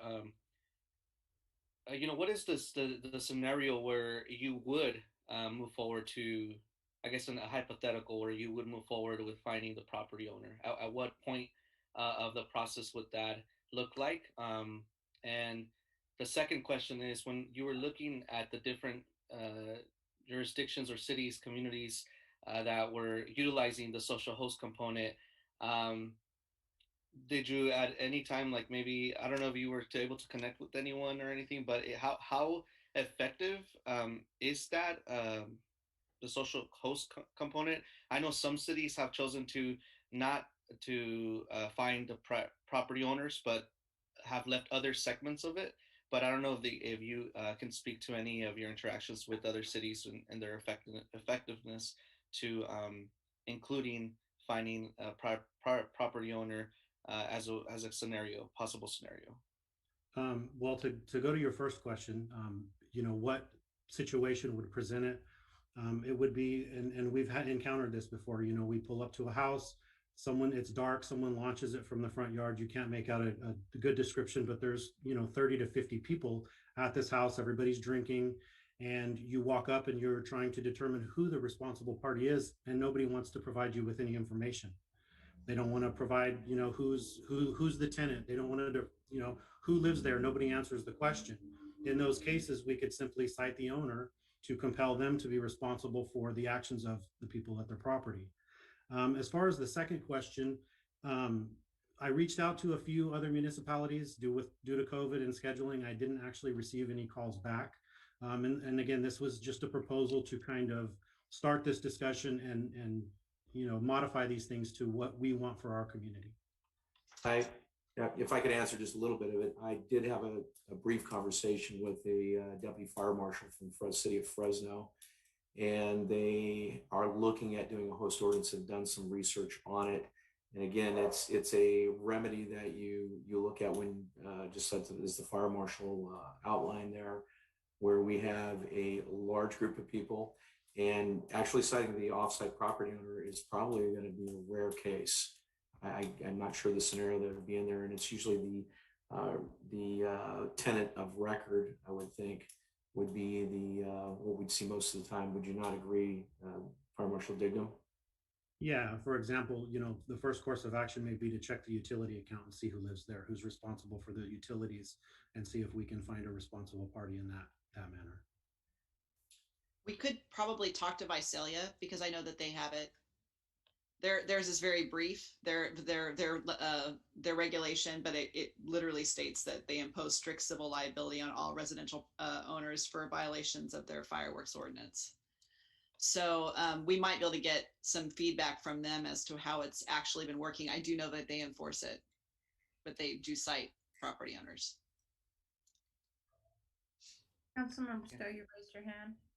I did. If no one, I don't want to take up the conversation and bogart it, but I do have one more question, and I'm going to refer as Citizen Maddox because I don't know if it's a female or male, but I thought they had a fairly good idea of charging individuals that were there with the groups instead of one person because they would pay as a group. But if we charge each individual that's there, I don't know how hard that would be, especially if there's a lot of people. But now they're responsible for a fee, and they have on their records a one-time maybe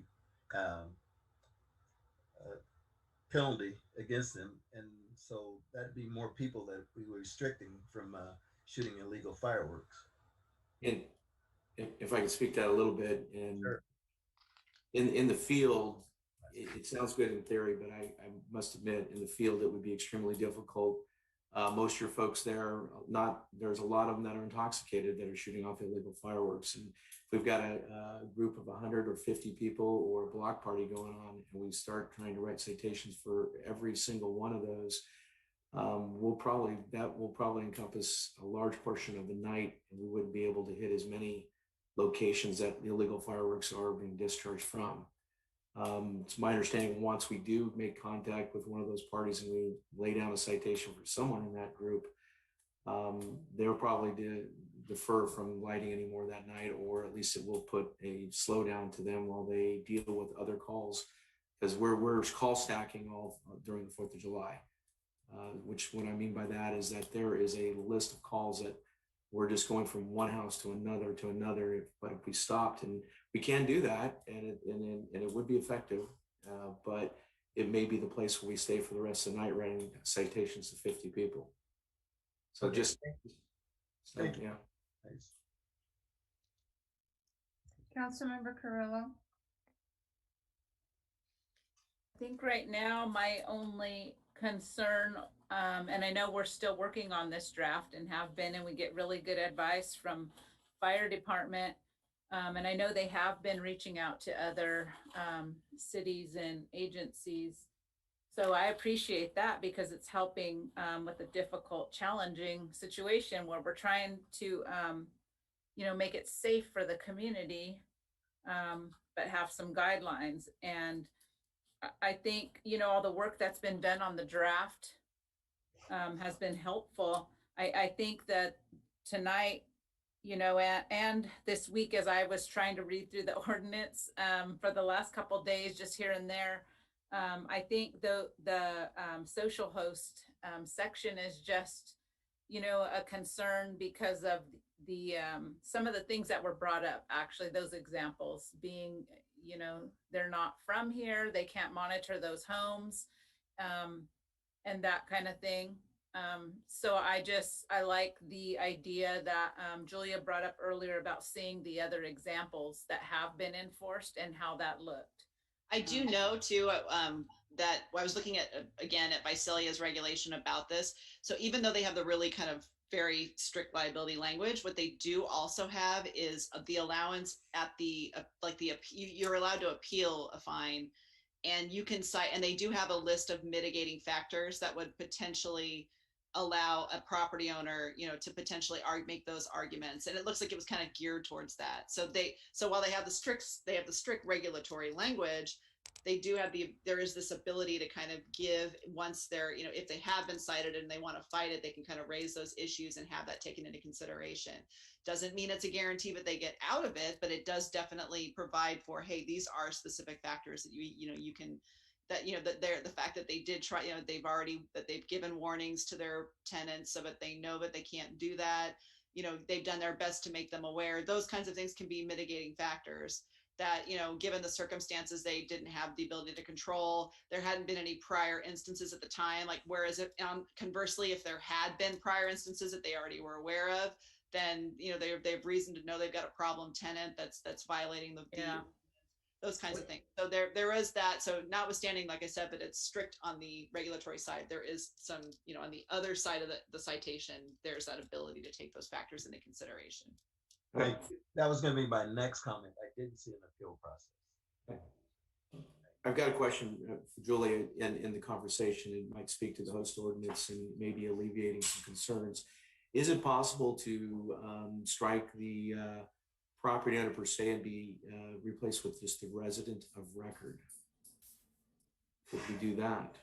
In the draft ordinance, it has both the property owner and a tenant or lessee of the residence, or a person in charge of the residence or other private property. So it separates those out and gives us the ability to find or seek out that person, not necessarily go specifically to the property owner. Right. You could go to the occupant or the tenant, theoretically. And so if they own their own home, then they're the resident of record. But if it's an offsite property owner, because that's not really what we're trying to do for the offsite property owner, but we're looking for the tenant of record, the person that's controlling. And I think somebody even mentioned that in the public comments, that there are some regulations that have made distinctions and said that they basically made it clear that it's only residents that reside at, or owners that reside at the place. But again, that's a question of policy. Council can go that route, or they can decide, like Visalia. I mean, Visalia is real clear, regardless of whether they live there or not. It says, I mean, it's the intent in Visalia was all property owners are potentially on the hook, so it's really up to the council whether what policy they want to utilize here, So I understand. One thing I want to ask Mr. Dignam is if we went with tentative record, would that satisfy or provide for our resident of record? Would that provide for the in the field our ability to do our job, not have to go looking for the property owner offsite? Yeah, I mean, like I said, we could research the utilities account or something like that. So even if we were going to utilize this and go after the owner of record, the citation necessarily wouldn't be issued that night. We'd have to come back and do research potentially.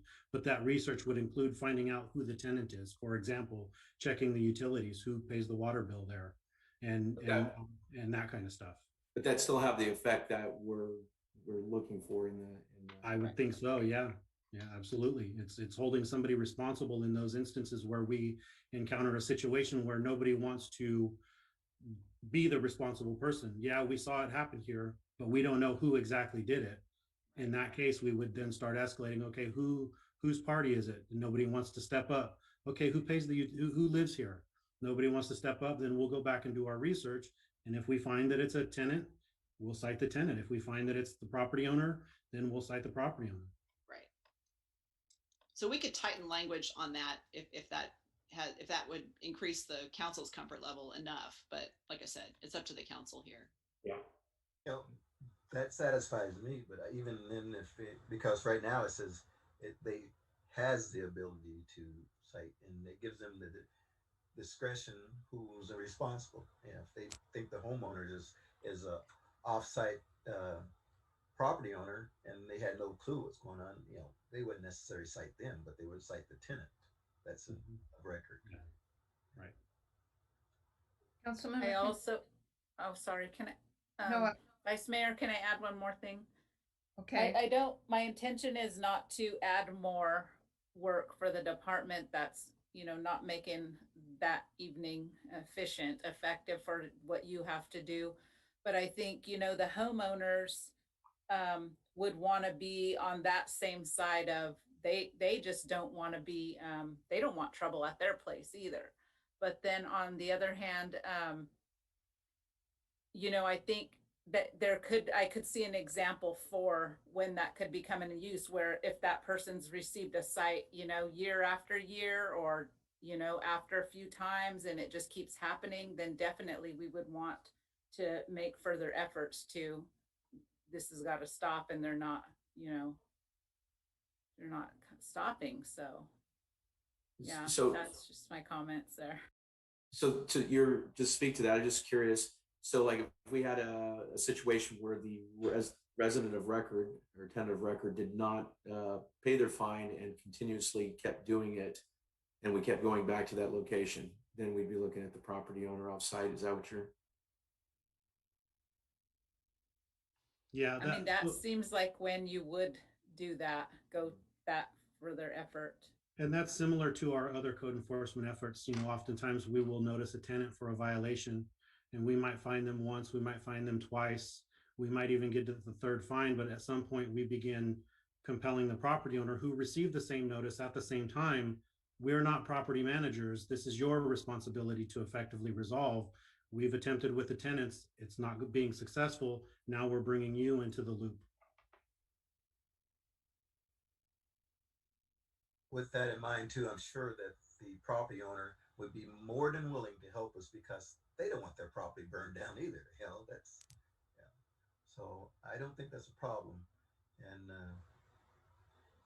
but if you're a homeowner and it's out in front of your house, let's say for example, my brother comes down and celebrates 4th of July with me and shoots off illegal fireworks, and they say, hey, you're the homeowner, it's going to cost you. Whoa, wait a minute. It was this guy that did it. I'm ratting out my brother, because I'm not going to pay, that $5,000, whatever the case may be.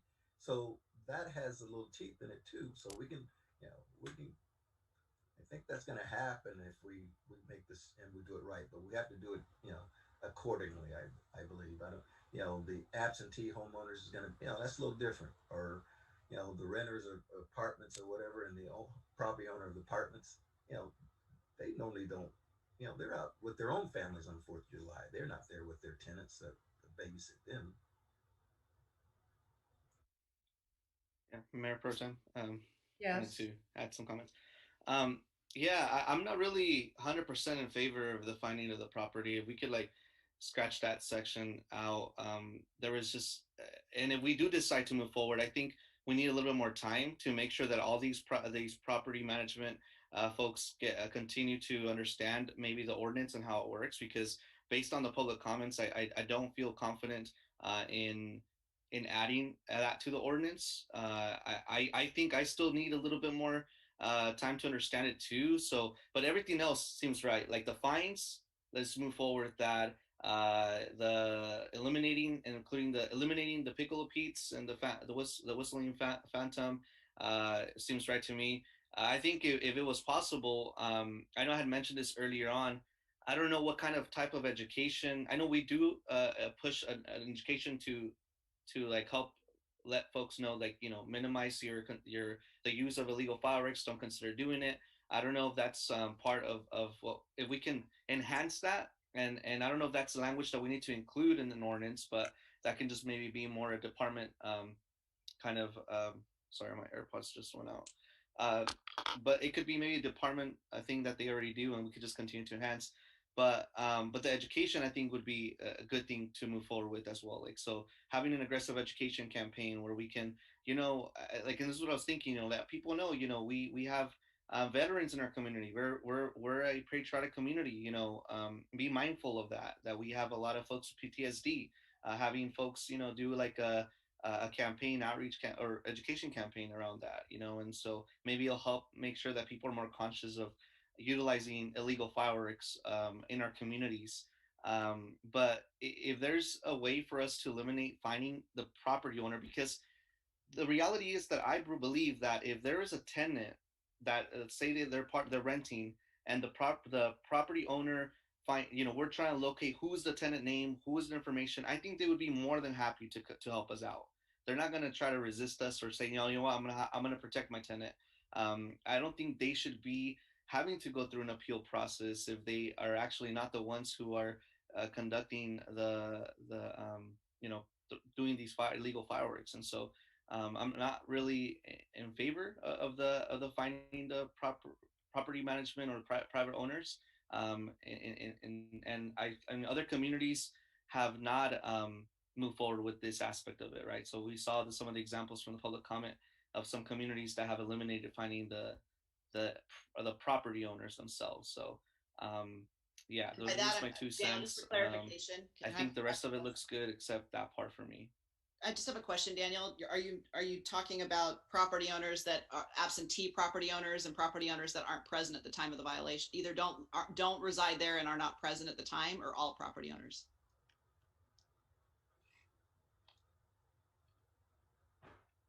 Julia?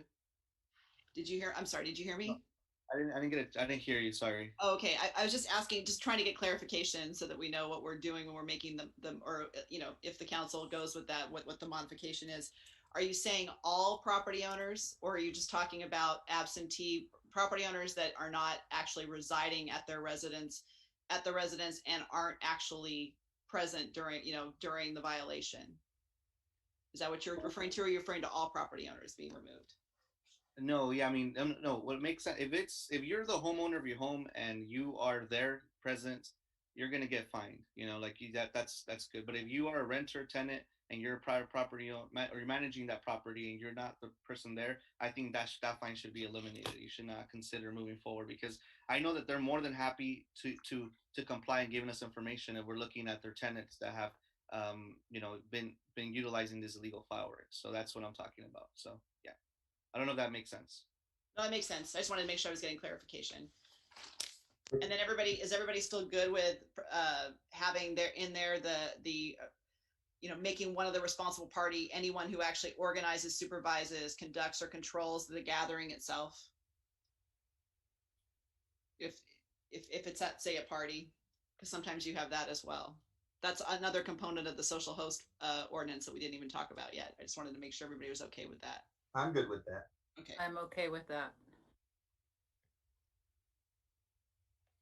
To speak to Go ahead. Member Penaloza's comment about the education. I met with the area chiefs, fire chiefs, and I also met with the area police chiefs, and with a task force type concept, and also Charlie Norman, Chief Norman from the county, also went with me to make the presentations. We've got a pretty good agreement of a strong educational campaign across the county that will be from the sheriffs to the police departments, the fire departments, and we're going to be having our PIOs, public information officers, work with each other to develop that and make sure we really get the message out of about the illegal fireworks and stuff. And they are also entertaining sting operations possibly for the large buys that you see. So we are working on that, and I think that's a great idea of the educational component. And we're going to be working that angle as well. Thank you. Now, okay, go ahead. One more. Okay, one more. I want a rebuttal to Daniel's about the absentee property owner. I mean, I would like to leave that in there, leaving it at the discretion of our officers and staff to go out, because I'm gonna tell you why. Most property owners will be, willing to help us, but there's going to be one or two like, hey, I don't want to get involved. That's invasion of privacy. I don't, or whatever the case may be, whatever excuse they may use. And then, they're not going to help us with that. But then when the officer says, okay, then it's coming back on you, you're going to be fined for it. Then all that changes. So I don't want to take them, the absentee out, but I want to leave at the discretion of our officer, if that's possible.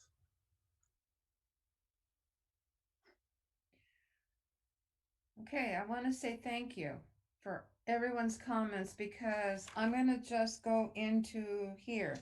Under the prohibitions on item number H, we're okay with that. I saw that nobody commented on that, so we're good to go with what was put in there. And then we move on to 12.211 under the regulations, item F, the item that was added in there. That no one comment on, that we're okay with that. So that stands good to go. And Councilmember Stowe got his answer question as to item number C under the fireworks stands and requirements as to ADA compliance. You got your answer on that.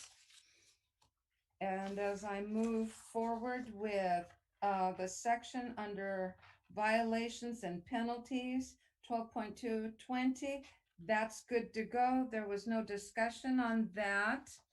And item B, it's my understanding that Councilmember Stowe, you wanted something in here with cost recovery.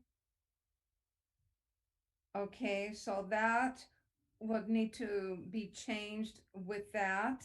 But we were all okay with the dollar amount on the fine, so that's good to go. A lot of my concerns were already expressed in the social host aspect. First of all, Mr. Dingman, I want to say thank you, because there's a lot of work that goes into this part, especially, and Chief Lapierre and legal counsel. I know that a lot of this was written with some flexibilities so that code enforcement could work with what situation they have at hand. So I would like to see whatever information you bring back with regard to Visalia, taking all of the council members' information, and let's go on with working with something and to bring that part back. I don't believe we had any concern with the rest of the language. And then when we go into the back under the rewards program, I would have to concur with legal counsel to be very minute in whatever goes into this, but to adopt that under a resolution, if council members are okay with that as well. I agree. All right. I'm okay with it, but I think we need to add an appeal process in there. Well, I understand, but according to legal counsel, to make it simpler than what is worded in here, and to do it in addition to the adoption of resolution. There'll be wording in here and she'll be bringing it back. She's gonna modify and change that part. Yeah, I'll add. So what happens now is this then ties in with our current, as far as the administrative appeal process ties in with our current administrative citation ordinance, which has the appeal process. So really, the only difference here is the amount of the fines is different. However, what I can do, given that statement, is we can add. We could, if the council ends up wanting to keep the property owner, keep it basically in very similar substance of what it is now, we could provide some additional language with regard to what can be allowed in the appeal as far as a mitigating factor to be considered. And so that is definitely a possibility if the council wants to go that route. So we can provide that option when you guys review it again, when we come back. Thank you. It sounds like we need to go since we may want to talk and see how these are actually working out. And maybe that'll give us some options for some alternative language we can provide you guys, and then you guys can decide what you want to do and go from there. Thank you. I appreciate that. I believe we've given staff a lot to work with, and it's going to be brought back. And I want to again say thank you. And if there's no other things that need to be said, I believe we've gotten this. Your Honor, there is one other. Daniel wanted to completely have the absentee property owner out, and I thought we should stand it. So we decide so we can give the staff in that direction which way we want to go. If that's. But I asked the city attorney a follow-up question on her. The comment was made about if you have a resident of record who's not doesn't own the property but isn't being responsive. We have nuisance abatement, nuisance property in separate parts. Can we, if we have a recurring problem with the property that's not the property owner, could we? Because I know we've addressed that through nuisance abatement and making findings of that. Can we bootstrap those together? We probably could. It would be easier if we actually put in some explicit language that kind of married those two concepts together, because you're right, we have that already in our code. We have this idea that any violation of our code also can constitute a public nuisance. You're right, though, the proof will be in the pudding, so to speak. So it'll have to be, what does that mean? Is it how many multiple violations over how long of a period of time? Is it under the same ownership? I mean, all of that stuff would factor. So we could probably, one option is to maybe potentially have a statement about that in here that sets that, there's so many ways to do it. They're all done differently, but that is absolutely one way we could do it, is we could have a regulation that notes that it could be a public nuisance and a property owner could be held responsible under public nuisance law if there are repetitive violations, and maybe cite an example that say that this is up to and including and not limited to, or it's just another approach from that. Yeah. So, but I apologize, Councilmember Stowe, and I agree that I think they're, what's the direction from the staff, from the council to the staff on that particular item. I don't want you to feel pressure. I don't want you to feel pressure to move along. I appreciate what Chief Lapierre, he used as a saying, and I appreciate, which is begin with the end in mind. So the end in mind is that July 4th is coming, June will be here. Your ordinance takes 30 days upon second reading to become effective. So, which is why we've been trying to keep this in front of you, so that, because I don't want you to feel pressured into this, that you can consider the alternatives and what is the best policy as we've dealt with. Yeah, I would say we can unprecedented amount on the spectrum. I mean, we can fine tune some options that go more towards not having the property owner and lean more towards including the property owner if you guys want. I don't know that you necessarily have to make a decision on that tonight. Because I think we've gotten good direction from you about what might potentially work across that spectrum. So, well, even if we did first reading at your next meeting, which would be at the first meeting of April, you can make modifications then, and provide first reading. You can even extend it even further. What's your target date when you want the ordinance to be effective? When do you want these fines to be effective? the target goal was to try to have them by the 1st of June. That doesn't mean, that could mean the scheduling of a special meeting to consider the adoption of this, because right now you're on a path to having them adopted, I would say by the middle of May, your second meeting in May, right? Yeah. I don't want the council to feel pressured in this regard. Okay. I make the best policy for the community. Thank you. And I'd like to comment, Councilmember Stowe, I'm going to be very respectful of what you said. I know that Councilmember Peñalosa wanted something up, but I'm going to state this. First and foremost, again, this ordinance was written with lots of flexibilities, and I am respectful to the wording with regard to as to how it was written and listening. I would like to have it come back with the wordings that we keep the words that you'd like, Councilmember Stowe, into the document, because we can still make those revisions. Now, I don't know how Councilmember Peñalosa will feel or Councilmember Carrillo will feel, but we still have that option to make the change when we reread the full document in that section. But that would, I'm trying to be, not to give staff more, but to keep it in there so that we can review it and bring it back, because we are working with a draft. Are you addressing that to me or to All anyone? of, to the count, this is what I'm saying, to the count. Okay.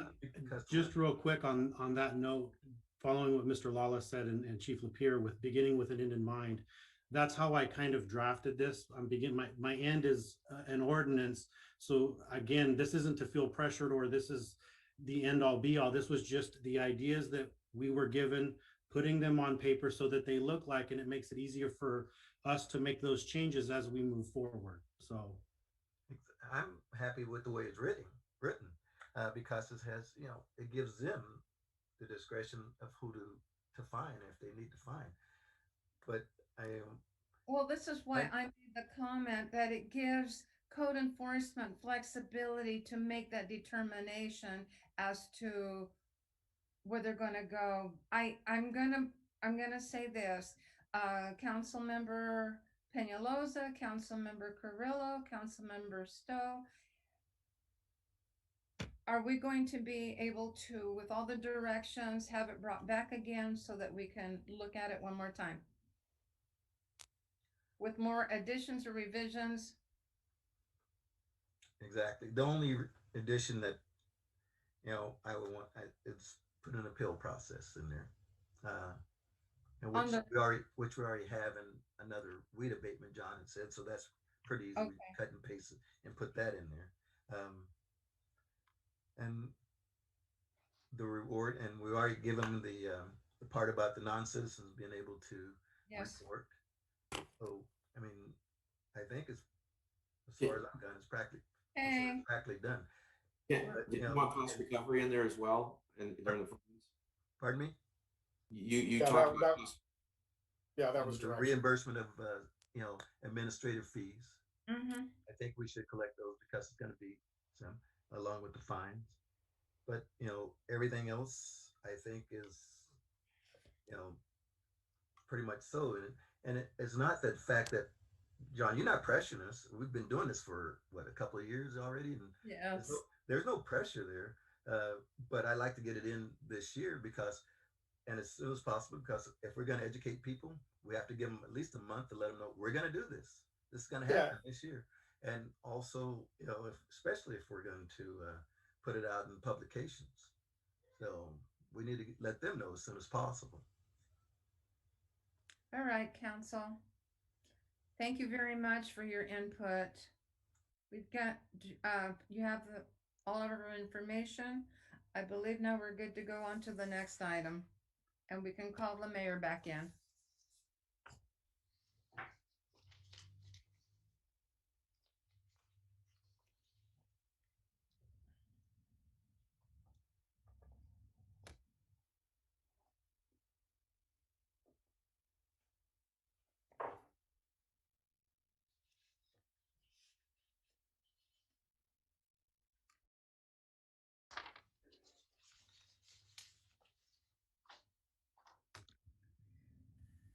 Mayor, I will be turning it over to you and it'll be your determination if you'd like to have council and staff take a break. It's up to you. Oh, okay. I see that it is 8:50, although I am remarkably refreshed. I think it would be courteous to allow everybody to have a break. 5 or 10 minutes. Is there a consensus with the council? I think 10 to 9 o'clock. To 9 o'clock. Okay, so we'll recess until 9 p.m. and we'll reconvene then.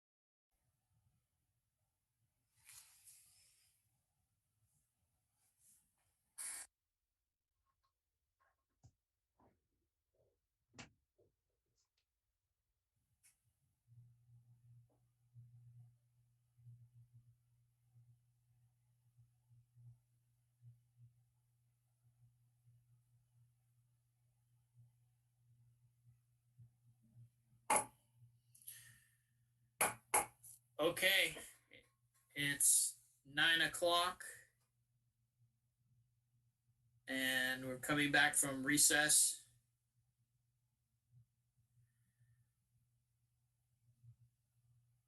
There's Councilmember Stowe.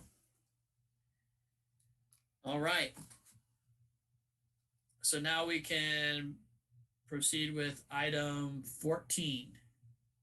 Thank you, Your Honor. Next scheduled matter is consideration of parcels without street frontage, and Mr. Ridenour provides that. Thank you, Mr. Lawless, Honorable Mayor and City Council. Staff has received requests from the development community for parcel maps and subdivision maps to be processed that create lots that do not have public street frontage, which are considered to be landlocked. The Porterville Development Ordinance in Chapter 40703H4 lot frontages address this topic. The code section states, lots shall have a single frontage on a street. Double frontage lots or lots without street frontage will not be permitted except where, in an opinion of the parcel map committee or city council, topographical or unusual physical conditions justify a deviation from this rule. Chapter 400.05 of the Development Ordinance, titled Authority to Vary Regulations, provides methods for modifying the requirements for parcel maps and subdivision maps. The code section states the parcel map committee or city council, with respect to intended parcel maps and intended subdivision maps, respectively, can modify any of the requirements and regulations set forth in this series as it pertains to lot design, subject to the approval of a conditional use permit. Variation of regulations is applicable when there are natural features such as topographical constraints and soil conditions that may warrant modified standards. Application for such modification shall be made in writing by the subdivider in the form of a conditional use permit application, stating fully the grounds of the application and the facts relied upon by the subdivider. Such application shall be filed with a tentative map of the proposed land subdivision. If in the opinion of the zoning administrator and engineering and project management director or city engineer, the on and off-site improvements, phasing and or type of improvements necessitated, a development agreement may be required between the city and the subdivider. In order for the property referred to in the application to come within provisions of this section, it shall be necessary that the city council or parcel map committee find the following facts with respect thereto. 1, that there are special circumstances or conditions affecting the property that make it impracticable to conform to all the provisions prescribed in this series provided, however, that no exceptions may be granted to any requirements imposed by the subdivision map or any other applicable provision of state law. That the modification necessary for the preservation and enjoyment of a substantial property right of the petitioner. 3, that the granting of modification will not be detrimental to public welfare or injurious to other property in the territory in which such property is situated. And 4, the exception is appropriate for the proper design and or function of the subdivision. And 5, that granting of the exception is consistent with the general plan. The developers that have recently requested parcel maps that do not comply with having adequate lot frontage, note that Chapter 40703 H4 is creating a situation that hinders higher density housing development. 2 recent proposed developments cited that financing a development that is phased with each lot receiving separate funding provides additional financing options, as some of the projects may be eligible for residential financing that has an easier approval process compared to that of commercial financing. There has also been interest in creating subdivision maps of multiple lots without street frontage to develop high-density single-family developments on infill lots. In an effort to research standards for street frontage requirements in the region, staff reached out to land surveyors, planning consultants, as well as reviewed code sections from cities in the region on the topic of approving parcel maps and subdivision maps that create lots without street frontage. The land surveyor contacted noted that having street frontage is ideal, but in incidents where obtaining street frontage is not able to be achieved, an approved alternative of providing access with an easement is allowed within the Subdivision Map Act. It was noted in the response that an additional agreement, such as a cross-access agreement or an agreement that the city was a party to, also be recorded as a condition of approval. The county and Tulare noted that they allowed for the creation of lots without street frontage with the recordation of an easement. The City of Fresno Development Ordinance addresses the issue of lot frontage in Part 4, Article 41E, lot frontage. The code section states that every lot shall have frontage on a public street, except under the following circumstances. 1, adequate internal circulation is provided by a private street or streets in an approved plan unit development. 2, lots have an access via a rose garden or paseo in a subdivision served by communal parking spaces or an alley. Or 3, lots are within a commercial employment district and the following conditions are met. A, execution of a recordation of a covenant with the city in which at minimum creates mutual easements of reciprocal use agreements for cross access, cross drainage, staged public utilities and or fire suppression systems in a managed manner, which affords adequate access, drainage, and public services to and from dedicated public street right-of-way for the benefit of all lots proposed to be created without frontage on a public street. A mutual easement and a reciprocal use agreement shall be included in provisions identifying obligations and responsibilities for retention and maintenance of any common or easement areas, shared utility services, systems, facilities, and or improvements which are required for the benefit of the lots proposed to be created without street frontage. B, when a lot does not have public street frontage, is proposed to be created for developed land, the subdivider shall submit a revised site plan depicting the location of proposed lot lines and the location of all existing proposed structures and improvements to review and approval in conjunction with the tentative and or tentative parcel map. We also looked at the City of Visalia and the City of Tulare. The City of Visalia Development Ordinance, Chapter 16.12.050 states each residential lot or parcel shall have frontage with no less than that required by the zoning ordinance set forth in Chapter 17 in this book. Each residential lot or parcel on a dead-end street, cul-de-sac, or curb street, when the sidelines there are diverging from the front or rear of the parcel shall have it, but with no less than required by the zoning ordinance. Chapter 17.12.0508 states each site shall have not less than 40 feet of frontage on public streets. City of Tulare's similar development standards as the City of Visalia, which states each site shall have not less than 40 feet of frontage on public street. The minimum parcel width shall be 50 feet, except that corner lots shall have a minimum width of 60 feet. Each site shall have a minimum depth of 100 feet, provided the site fronting or rearing on a railroad right-of-way, freeway, or major street shall have a depth not less than 120 feet. Chapter 10.32.060B states each site shall have not less than 40 feet of frontage on a public street. The minimum width and depth of newly created parcels shall be as follows. However, all parcels shall contain a minimum area required in code section 10.32.06A, site area. The research concluded that many cities have similar development standards that require lots to have street frontage, but there are cities such as Fresno that allow parcels without street frontage if they meet specified circulation and pedestrian access. There are also jurisdictions such as the County of Tulare which allow for parcels without street frontage with the recordation of an easement.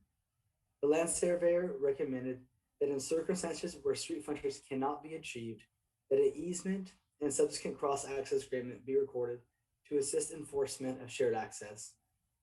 The development ordinance currently requires a conditional use permit with specific findings that were outlined earlier for approval of the lots to be created without street frontage. Staff is seeking City Council's direction in response to the request from the development community to amend the Series 400 of the development ordinance to provide alternative methods to allow for the creation of new lots that lack street frontage. Thank you. And staff's recommendation that City Council provide direction on amending Series 400 of the Porterville Development Ordinance in regards to the creation of lots without street frontage. Thank you. I'm available for questions. Okay, thank you for the report. Council, did you have any questions for Mr. Ridenhour? Yes, Mayor, I did. Councilmember Peñalosa? I actually had several. I know that looking at the Series 400, it was a pretty heavy document, around 49 pages. But I was able to review it and had some questions that I had. I have around 6 of them, so I'm not too sure if I'll do it as fast as I can. But I'm just curious to know and some concerns that I saw. So the first one is, would this exception apply if we were to move forward? Would this exception apply for only to new single home construction, or would it be an element included in the subdivision maps? So it all lies in how it's amended. So it can be amended to reflect for multifamily housing specifically. It can be amended if you want to provide a provision for single family residential as well. Or you can outline, as like the city of Fresno, as you heard on theirs, they had two very different kind of allocations there. They had one that was a residential component, and then there was the commercial component. And so oftentimes you see at shopping centers, there's cross access agreements and things of that nature. So to answer your question, it can be written in a way, so if council so chooses, to provide the ability for multifamily only, or multifamily and single family, are only commercial, or none of the above. Currently our code does provide provision if for planned unit development and conditional use permit to be able to have this achieved. That's the current mechanism. Okay, thank you. I appreciate that. So basically, it's up for the council to determine whether we wanted to open it up to be included for any single home constructions or any multi-purpose homes, right? Or multi-unit homes. Correct. And so one clarification as well. And so there's two different processes. So there's a parcel map, which can be approved administratively. And so oftentimes, so some of the developers are looking for parcel maps that can be approved administratively. And so when we present the option for a conditional use permit to go before council, it's an additional expense and additional time, oftentimes that they would prefer not to incur. But a subdivision map goes before the city council for the city council's approval.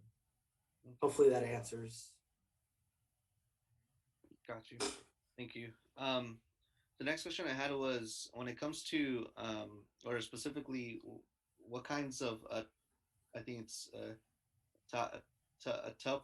topographic or practical obstructions, I think it's included in the report, would qualify to allow someone to build a house with no street frontage. That also, I think, goes back to, depending on what we decide, right? If we would include a home to be built, how would that be decided? What kinds of topographic or practical obstructions would qualify them to allow them to build a home?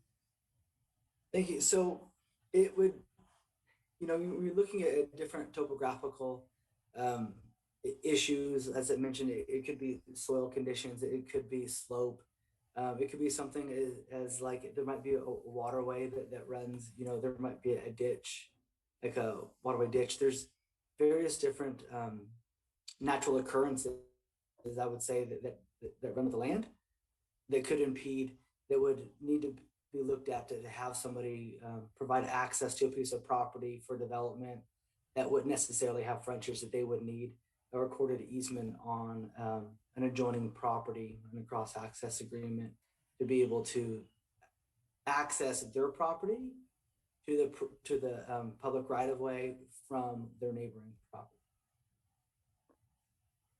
Okay, yeah, that makes sense. And I wrote these questions down, so I'm reading from my note. In what way would a project relying on alleys or easements and pedestrian paths for access differ from the existing guidelines for townhouses and apartment complexes? Well, right now, as noted in the staff report, all parcels, and so all lots are required to have street frontage unless there's a conditional use permit with those findings that were noted. So it all lies in the design of of the separate lots. So you could have essentially a multifamily project that's one lot, right? That would be permitted. That same project may have two lots, but when it expands to four plus a remainder, three of those lots may not have frontage onto a public right of way or public street. And so that's where that would come into place. Got you. And then I would assume that if a developer, a developer would have to construct roadways in compliance with their city guidelines to guarantee that there's the access to like ambulance, fire, public safety, and trash collection and other things would be there would have to be guidelines placed to ensure that that's possible, right? Even if there was something developed where they wouldn't have frontage. Is that correct? It's Mr. Sanchez is on the call, and he could speak to this in more detail than I can. But for private streets and alleys is in the standards with the city of Porterville that they be developed to city standards of a city street. So oftentimes we do see projects that come in that there may be wanting to put a private street in instead of have a public street, as there's a perceived benefit. But oftentimes once, because of your point exactly of needing to be able to utilize services there, not only emergency services such as police and fire, but also services that allow for refuse pickup and things like that. Got you. All right, and then the last one I had was in terms of I know the some of the proposals and that other cities have, and the proposal that is being brought to us include or refers to infill development, and I'm curious to know, are there any considerations being made to to the impacts on existing property owners whose land through whose land an easement may pass? If the adjacent property owner becomes approved for multiple homes instead of a single residence, is that something that we're considering? So Councilmember, I believe you're asking in regards to the easement that the property would be accessed by, correct? If a separate property owner. So that easement cannot be placed on that property without that property owner signing the documents to place that, have that document recorded. And so, for example, I could not access a piece of property past Mr. Lawless's land and record an easement for a 20-foot drive on like a westerly portion without him agreeing to such. Oftentimes what we're seeing right now is that the developer owns a larger portion of property, just say, for example, 10 acres, in the way that they want to develop this infill property is to have such that that the lots do not face, they do not front a public street. And so they want to have different access points and have more lots, smaller lot subdivisions develop in that fashion. And if I may, this is I'm pleased that this is before the council because there's legislation that's been introduced to allow additional units per parcel in single family zoning. I believe it's up to 5 units. So this question is one that's going to, so obviously you're not going to have 5 houses across the parcel. You're going to have them in some kind of configuration. A common is to have them arranged in a pod of 5, and then what does that means to access them? And it's one that I think the council should consider, because I do believe the city of Sacramento's already put this into place, this zoning into place for its single family, and it's been authored in the current legislative session. So I do believe that you're going to see, as part of the housing package, probably, if it's not as is presented, it was brought up in last legislative session, it will likely be considered. And this allows on a single family zoning, the development of up to 5 units on that, as long as there's still setbacks and things like that to standard. But this question is how do you do that if your current code requires there to be frontage? Right. Yeah. No. Thank you so much, Jason. I know that. And I think the last question that I had, which I already asked it, but kind of made me think of the Orange Blossom subdivision where you needed to have permission, right, from the adjacent property owner to eventually build a road through there. So so I just want to make sure that, I think they're always, you have to have permission, right? So that's pretty much all. Thank you so much. I appreciate your and as Mr. Lawless noted, a lot of planning laws are going towards less authority at the local level. And so you're seeing more like prior housing bills with the ADU, additional dwelling unit legislation limits certain restrictions that local jurisdictions can place.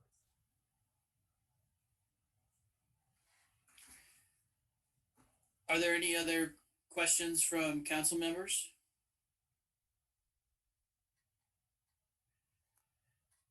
No, I had a couple of questions.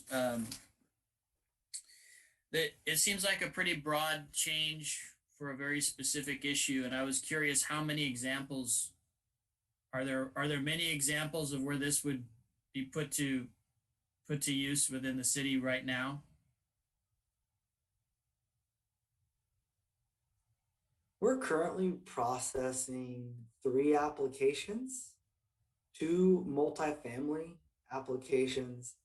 Both of them would be 4 lots and a remainder.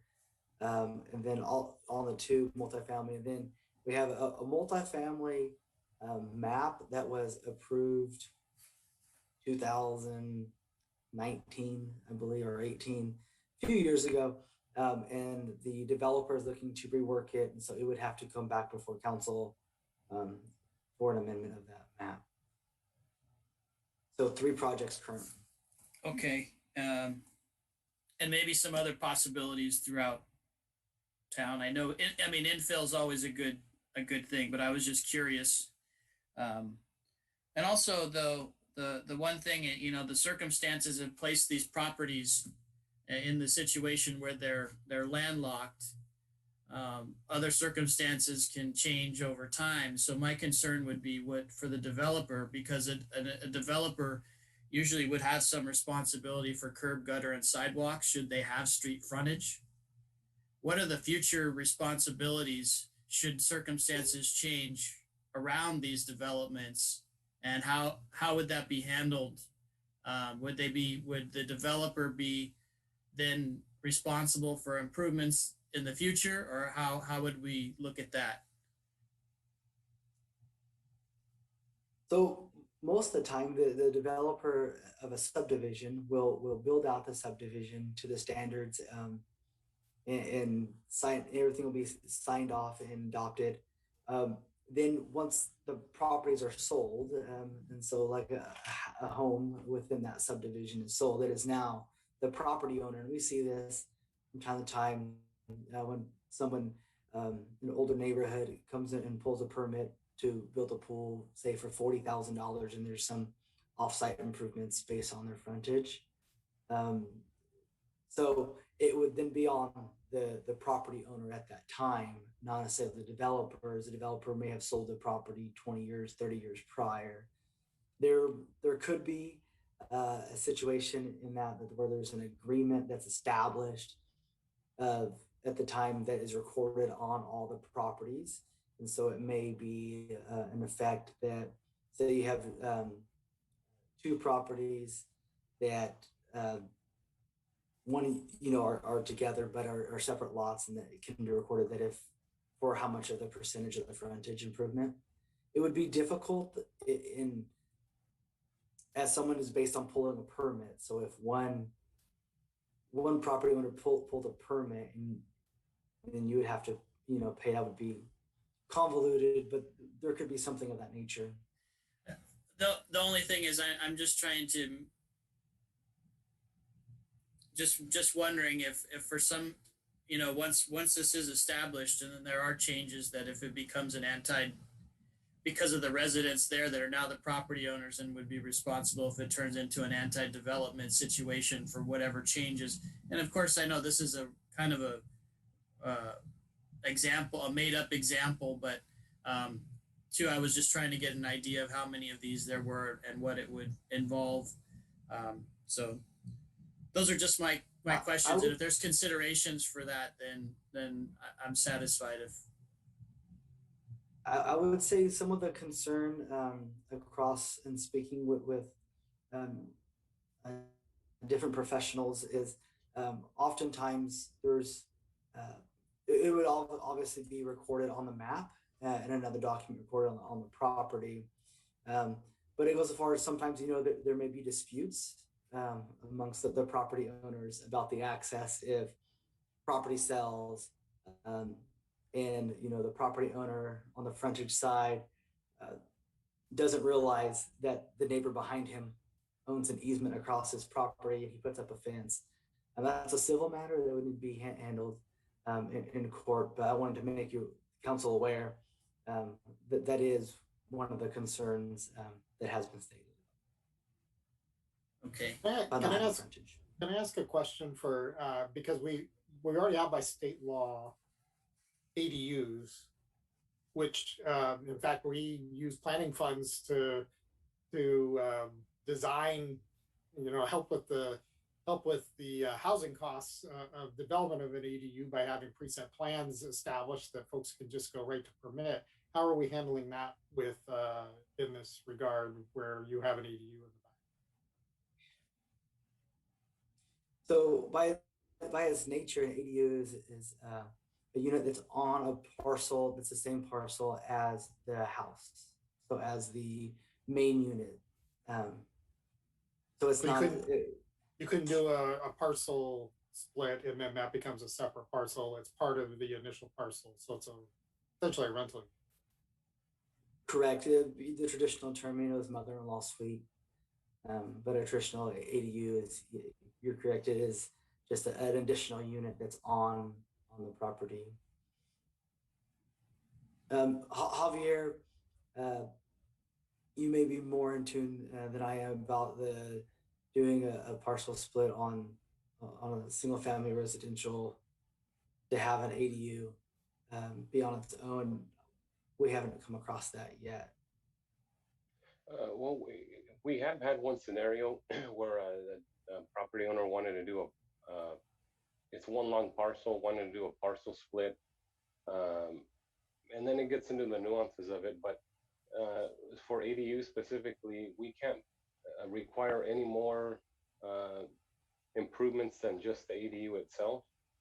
And so anytime somebody wants to pull an ADU permit, there are no requirements to do frontage improvements because the law says that we can't add anything to that process. So it does add another kink in the things to consider. Like Mr. Lawless had stated earlier on this proposed, it's called SB9. It's specific to single family parcels that they'd be split in two, and each new parcel would be allowed 3 units. The main single family, the ADU, and a junior ADU. But then there's strings attached in that if that is done, the property owner is required to pull a building permit within 1 year. That way people aren't just creating lots and making money off them, selling them, and then nothing happens. And that's where, like Mr. Reitnauer stated, we can go as where city council comes in is that we can go as lax as like, okay, there's an easement on a map, private parties will take care of it and we're out of it, or we introduce the agreement which we're a party to, and that way if there's a desire to, we can have some hand in making sure things happen and things develop cleanly so people don't start putting up fences and blocking access off to each other and so on.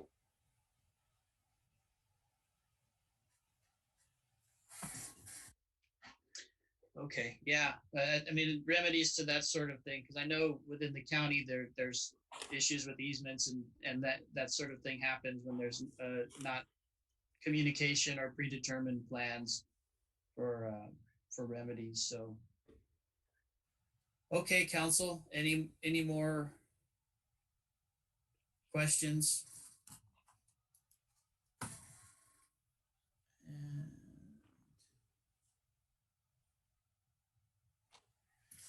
So we're looking for direction. And to what extent does the council wish to look at a change? You know, right now, require certain findings and a conditional use permit. And do you want it to be less restrictive? Do you want to retain approval authority? Those are as the planning commission.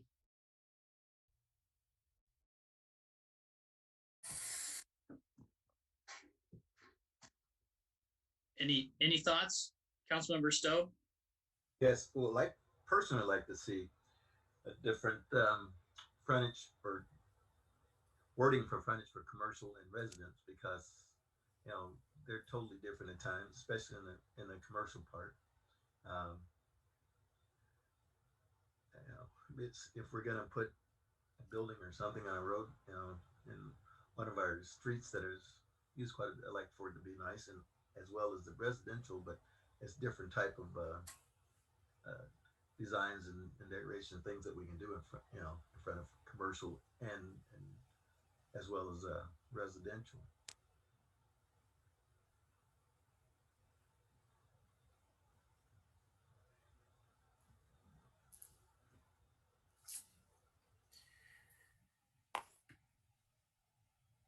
Vice Mayor, did you have a comment? I was going to echo what Councilmember Stowe said with regard to separate wording for both the residential and commercial.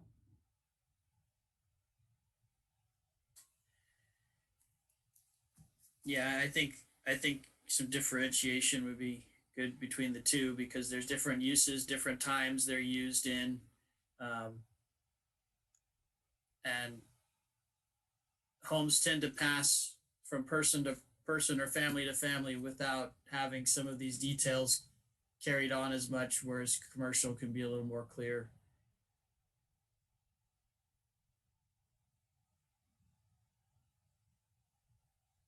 Yeah, Mayor, I'm in agreement with Vice Mayor and Councilmember Stowe that I think we need to figure out exactly what it's going to look like. Especially residential, that don't like parcels that that we may consider for residential or for homes, what that really looks like, because I'm not too sure. I'm not too sure. Well, we can with the permission of the developers, share with you what they are proposing. I know that would help me to visualize what exactly we're looking at, as well as the surroundings and what impacts that might have going forward, and that would help. I guess to maintain some authority on it would be beneficial, at least for the first examples. I think to me, to see it working, to see how it, what's envisioned and what it could turn out like, rather than have it something we can delegate and then wonder how it got there. So at least for the first example, I think it would be great to see. And not knowing what the timeline of what's been submitted already is, but I could leave it to staff to pick an example. Yeah, you've had two already come to PRC and have run up against this restriction, and that's what's prompting the request, is that this is you by our code's definition, you have a landlocked parcel, so you you have a piece of property that has a development in the back of it, and you wish to subdivide it, how do you do that? Because and it kind of goes to the financing of it, because if you're going to do 5 units, very few are going to be able to finance that. But if you're able to parcel it off, you can get because it's going to require a commercial loan. When you have it, I think it's no more than 2 units you can do it in versus commercial. And it's going to go to how much, basically how much do you have, and what are you going to qualify for?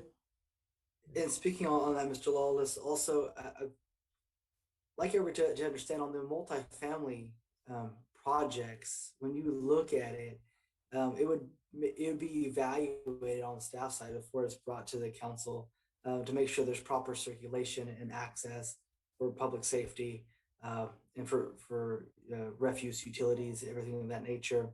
So it would look to the average person as this is one development. But on paper, on the map, it will show that it's 4 lots in a remainder. Yeah, because I'm definitely, of course, no expertise in this, but I try to get a hold of a friend of mine as a professional engineer to get his advice yesterday. And then, of course, I couldn't get a hold of him in time. So, but I would love to see what the developers are looking at bringing back so I can have an idea.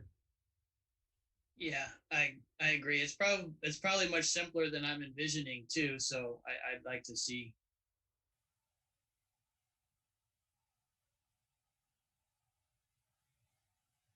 Okay, well, we can, not to beleaguer the point, we can bring it back next meeting with examples, and even if the developer, I can't imagine that they won't want to have these presented. You've already seen them in PRC if you follow the PRC items, so we can present them so you can see what here's what they literally look like, and here's the obstacles. Is this something that you wish to remove the limitation? Does that sound right, council? Okay. Is that enough direction? I want to be. I'm kind of out on a limb here because is there any? Do we need developer approval for that, city attorney? If we so these are proposed developments. They're going to have some engineering. Well, It'd be site plans. Site plan. Ended, man. Developer approval of what, I guess? Well, for what they're proposing, what they have proposed to project review committee. Oh, so this is specific to a project?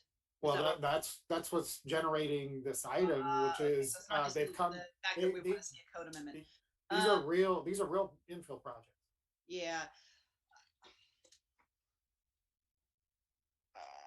I don't know.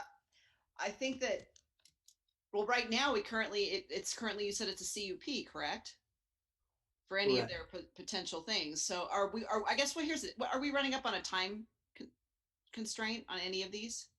Not that I'm aware of. Yeah. Well, I mean, they'd like to go forward with their project. No, I know.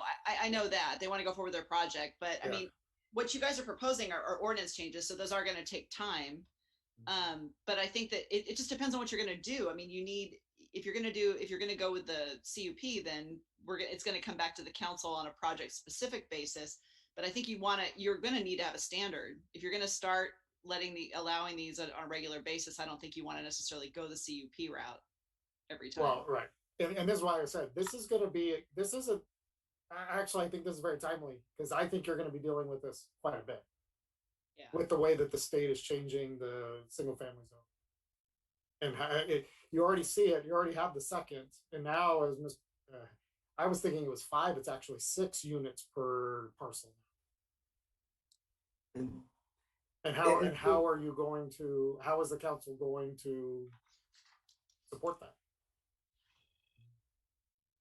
We were seeking direction tonight to dedicate time to looking at if the council would like us to look at options of amending the Series 400 in this regard. But to Mr. Lawless's point, I could reach out to the developer and get their permission to bring back as an example of what's been proposed and bring that back. Yeah, I mean, I guess I'm out of the loop on what specifically has been, I mean, I understand what the options are, but I don't know what is specifically being proposed with regard to a specific project. So I guess it'd be easier to. Or better yet, can we look at it, different cities that may have similar situations? Well, I think that's what you guys did, right? That's what planning's Is that done. what you did originally? Yeah, that's the looking, Fresno's. Fresno's is a little bit more accommodating than Visayas. So for example, Fresno project that was approved without street frontage had a parking area or an alley that was to city street standards for parking and access to the garage, but then they had pedestrian access with a garden or a paseo, which they call the Rose Garden, which provided for the tenants to be able to walk from their front door, which faced that paseo, to the public right of way. Okay, well, let me ask you, you went through other cities. Is it any way possible you might be able to get pictures or plans that you could show us of other cities, what they've done? That would be a tremendous help, so we know what we're really looking at and what they look like. And so, well, and I think the thing too is if we're going to set a standard, you want to know what makes sense in light for Porterville, but use it going off of what based on what we know we've got, where there are potential for these issues with regard to the city, and then what other cities are doing to address that. I mean, it's kind of a combination of that, but because I mean, yeah. Well, that's when if we can get pictures or plans, then we could tweak it to Porterville, what we think is Porterville usage. Yeah. Because it's just going in there blind without being a developer or an engineer or have that expertise, you're like, well, we can do this, okay, and we don't know what this is.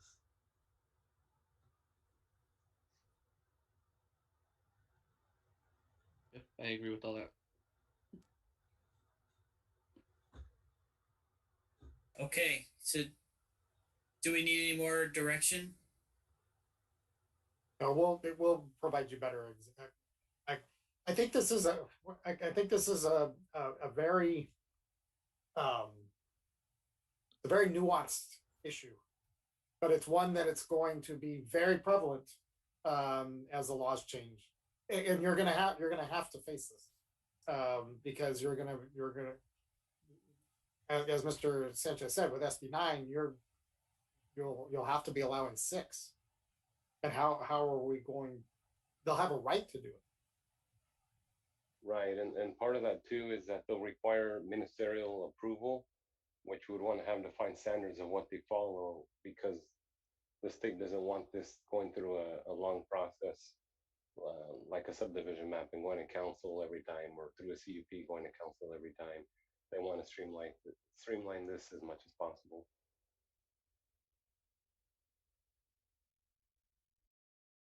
Okay.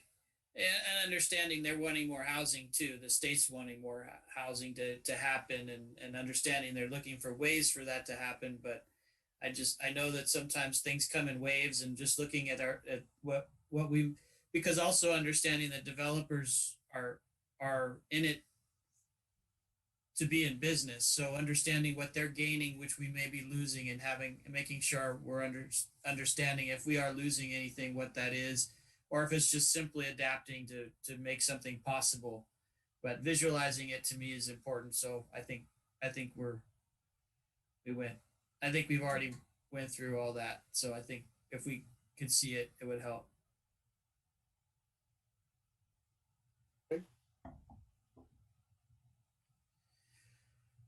Okay. So with that, then we can move on to the next item. Okay. Was that sufficient?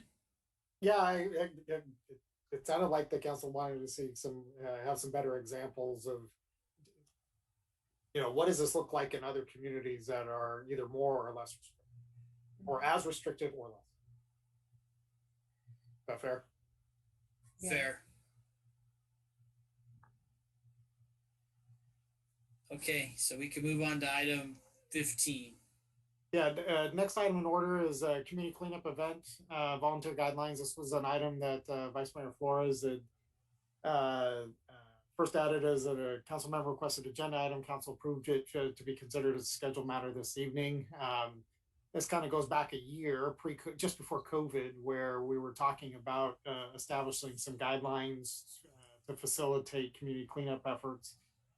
County of Monterey had a guidebook that just kind of based around the major tenets that council had talked about, and kind of led to the draft, very rough draft that's in front of you this evening.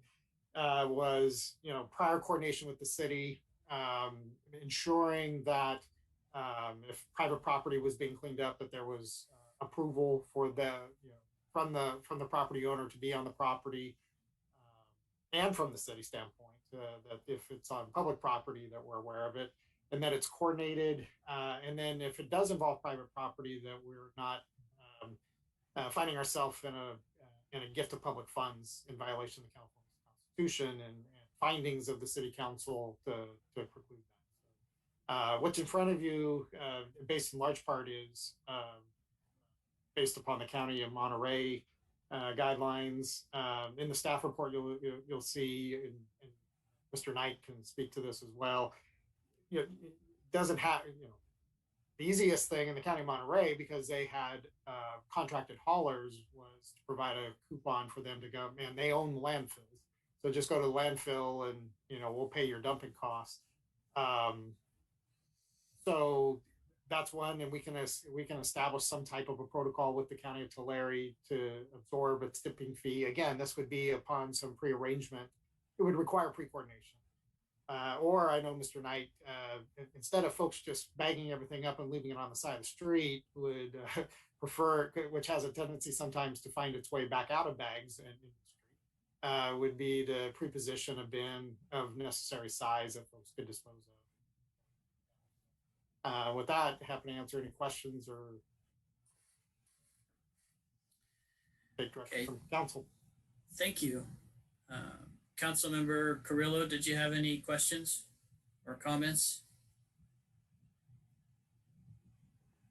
Not right now. Okay. Councilmember Stowe? I was looking at the coupon section, and is this for individual citizens that would get a coupon to take it out, or is it for maybe a service that we contract that they pick up and take it? Well, you ask a good question. How do you differentiate them? This was really for folks, and we want to encourage this. I mean, the city's larger than the and we have issues with certain properties that are not kept in good repair. If they get really bad, code enforcement gets involved. But the nature of this is we have folks that wish to do volunteer efforts to pick up or clean up properties.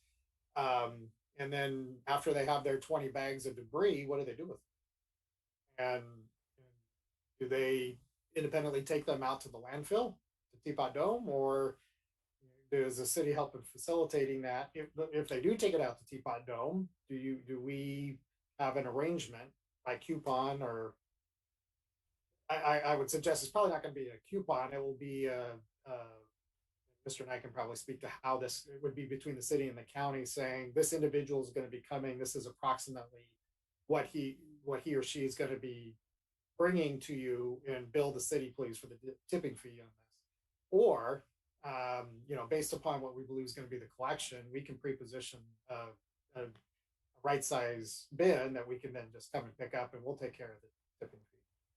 If it's done in concert with the community cleanup day, they can transport it to the corporation yard. We'll take it from them there. Yes. Okay. And that's, I don't know, there's couple of different ways that I was thinking. If we hand out the coupons to citizens and during cleanup day, and it's good for that day or only, or maybe 2 or 3 days after, because we want That's our, another.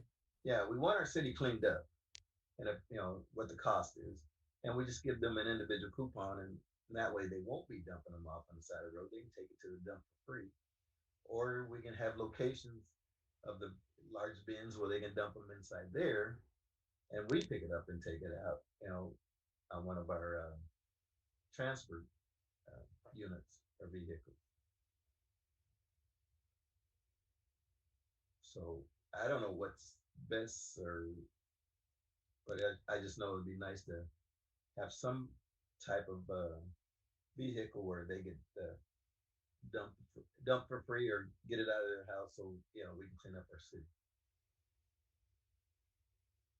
And I can definitely provide some more insight as to the logistics of how that material is accounted for, or how we would implement the coupon. I mean, there's a couple discussions that we've had internally, just trying to address that.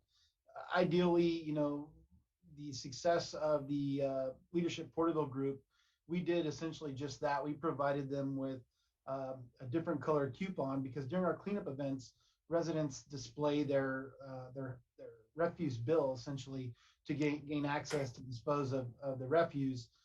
During that cleanup event, they had a fluorescent colored card that gained them access to be able to dispose of those materials. And we still did a hybrid version of that. We had members of Leadership Porterville bringing materials to the corporation yard, and then there was some areas that volunteers did not have a conveyance mechanism to be able to bring that to the corporation yard, and we made prior arrangements to go out and pick those back up. So there is a hybrid version that could be addressed, but there is some logistical evaluation that needs to be looked at as it relates to how those get counted for at the landfill. The certification of the coupon, if you will, I think there should be some detailed tracking numbers. Like, so if we do a coupon that it's in triplicate, so that if it is assigned to be able to be transferred through the landfill, that we have an ability to track that through a payment mechanism or a statement, so that it's accounted for. So there's a couple of things that we can definitely tweak on there, but I think we're in a position, if council should choose to make those changes, that we can implement something that is both friendly for the community and provide a mechanism to clean up within our community. Because I just think we need an alternative, because everybody can't make it on cleanup day.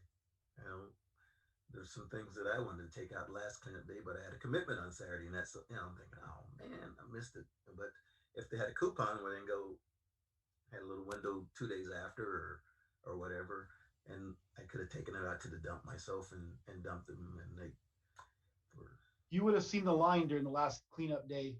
You probably would have wished you had a coupon. Yeah, exactly. We had a lot of participation during that cleanup event. I know, and they're worthwhile. I think they're very, very much so worthwhile. But it's just that everybody can't do it on that same day. So if we had a coupon, or someone comes out there like, oh man, I don't want to wait, I'll just take it out to dump myself. And you could hand them those coupons, as they wait, and they're make an exit and take it out to the dump for themselves. And then a consideration too is the evaluation of materials being hauled off, and then the cost of that service as well. And as you know, we're in the process of evaluating the costs of the operation and fee structures and whatnot. So those would also be discussed. Yeah. Any other Councilmember Peñalosa, did you have a question? It was comment, not a question. Okay. So I would just like to start by saying thank you to the staff, and also former Councilwoman Gorola, who had put this on the radar, and the Vice Mayor for bringing it back this year. I'm in full agreement. I love the policy. It looks pretty good. I think we're going to learn as we go what changes may need to occur. I think that just to get clarification, I guess, is any event where folks would get coupons for any trash that they're gonna take to Teapot, would the landfill there, it would need to go through city council approval. Is that correct? Well, that's up to the council. Do you want approval, or do you want to establish a policy that we can handle administratively? That's Okay. really the question. So would this policy would allow for the city to handle it through administratively, right? Is that correct? The one that we currently have. Well, if council's so inclined, I think from a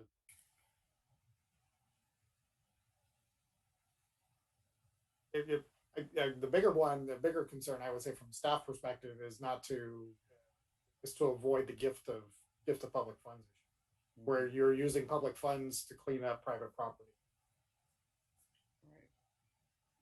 Yeah. No, that's as well as the pre-coordination. So that we don't have folks just leaving sacks on the side of the street and hoping the city picks them up. Yeah.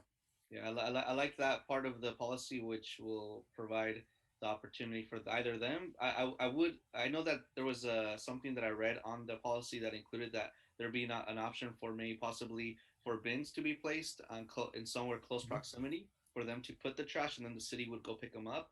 I'm in agreement with that to keep them out of there.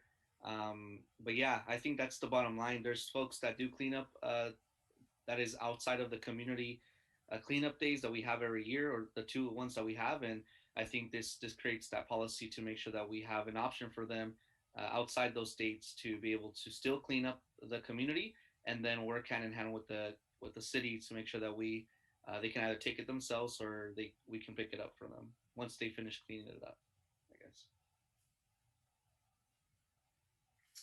Vice Mayor? I just want to comment. I want to say thank you, because this is something that was important as it was rolling out last year and we got hit with COVID and it came to a halt. One of the things that I do like is Mr. Knight's comment with regard to a tracking method, as far as having a tracking method so that it can be, if you take this out, you're going to get billed, you're going to get invoiced and get reimbursed for it. One of the things that I did notice last year in some of the cleanups, where some of the trash was actually taken to some of the business dumpsters, and then all of a sudden it was packed and there was no longer space for some of the businesses to put theirs in because it was packed with others that were picked up on the cleanup. And that's not fair, because the business owners are paying for their dumpsters and for their service. So I would like, on the cleanup days, of course, if there's an allocated dumpster for that purpose, so that people can go and do that as well. And that goes back under policy, because it's one of these I would have to say that I would have to put my trust in Mr. Knight in coordinating most of and all of this, only because he has the resources right there, and it's a work in progress. It's not something you can just say, oh yeah, we have this, it's something new, let's just try it out. And then we have all, it's really about organizing and having, especially when it pertains to private property and the hold harmless, because they have to really sign off only because of the liabilities that could be imposed. So I see it on a big picture. I'm glad we're here at this point, because I know there's large groups that would like to do it, but there's also small groups that would like to do it. So if this is something that would be, say for instance, that would apply to a small group as well as the bigger picture. Am I making sense to that regard? Yeah. Yes. Actually, I I had a comment that's kind of tied to that, where I can identify too with Leadership Porterville. It was a very large cleanup project over many blocks with many teams, everything from scrap to old growth to trash and different things. And I can see that's an example of a very large cleanup effort. There's also, and that would be something where the dump vouchers or coupons would be valuable. But there's also like what I consider a medium size, which would be just a small area, smaller group, focused cleanup, and that could have a bin that's dropped there if there's none that are accessible. And then to your point about smaller groups, I think that we need to have a light version of this. That's 5 bags, 5 trash bags that a family or a small group of people can sign up and volunteer. Same waiver, same permission, same list of participants, same location identification. But I know that there's businesses in town that would appreciate having people clean up, and that it may just be as simple as a few hours and 5 bags of trash that goes into the dumpster of that business, and being able to somehow coordinate a tag that goes on the bags, and that's the tracking for where it went, and they're instructed where to place it. So I like what's written, and I know it strikes me as for a larger cleanup, which I know we need some larger cleanups. There's also these small efforts that many small efforts could really make a dent in some of what we see. So if there is a way to create a light version that utilized already existing bins that were somehow tied to the property owner, who may be already a subscriber to the service, and then lists of people who are willing to go out and provide this, and maybe create a system that can be done. Those were my thoughts, because not every cleanup is going to be as large a scale as some we've seen. Well, if a business, if people wanted to go and clean up at a business, they could use their own dumpster, right? Yeah. We don't need a tracking mechanism. Yeah, I actually Exactly. think, looking at this policy, it actually will fit a small or a large, because it It can actually be scaled. assess the site for the cleanup and determine the size of the dumpster and all that, depending on or even what you're going to use for collection, depending on the size of the project or the location of the project. Yeah, and I think it's just detailing what happens to that stuff and where it goes, and who's responsible for putting it there. That's the only tracking that I would see in a smaller scenario. Yeah, I think you'll just have less process, but you could still apply this policy, is what I guess I'm getting at. Right. Mayor, may I? Please. My point is for clarification only, that when I stated that I witnessed and I saw a small group vehicle pulling up into a business dumpster, they were using the dumpster from what they picked up, and it actually filled the dumpster because there were trunk loads of wherever they went to clean up. So that's the separation and the clarification, where I could see, if there was a small group, that there was a designated dumpster to avoid that. And so that was just a point of clarification. Yeah, and I agree with that, and leaving it up to Public Works where there needs to be an extra pickup or whatever, but definitely ironing out where it needs to go, and not just in somebody's dumpster somewhere, because that's not right either.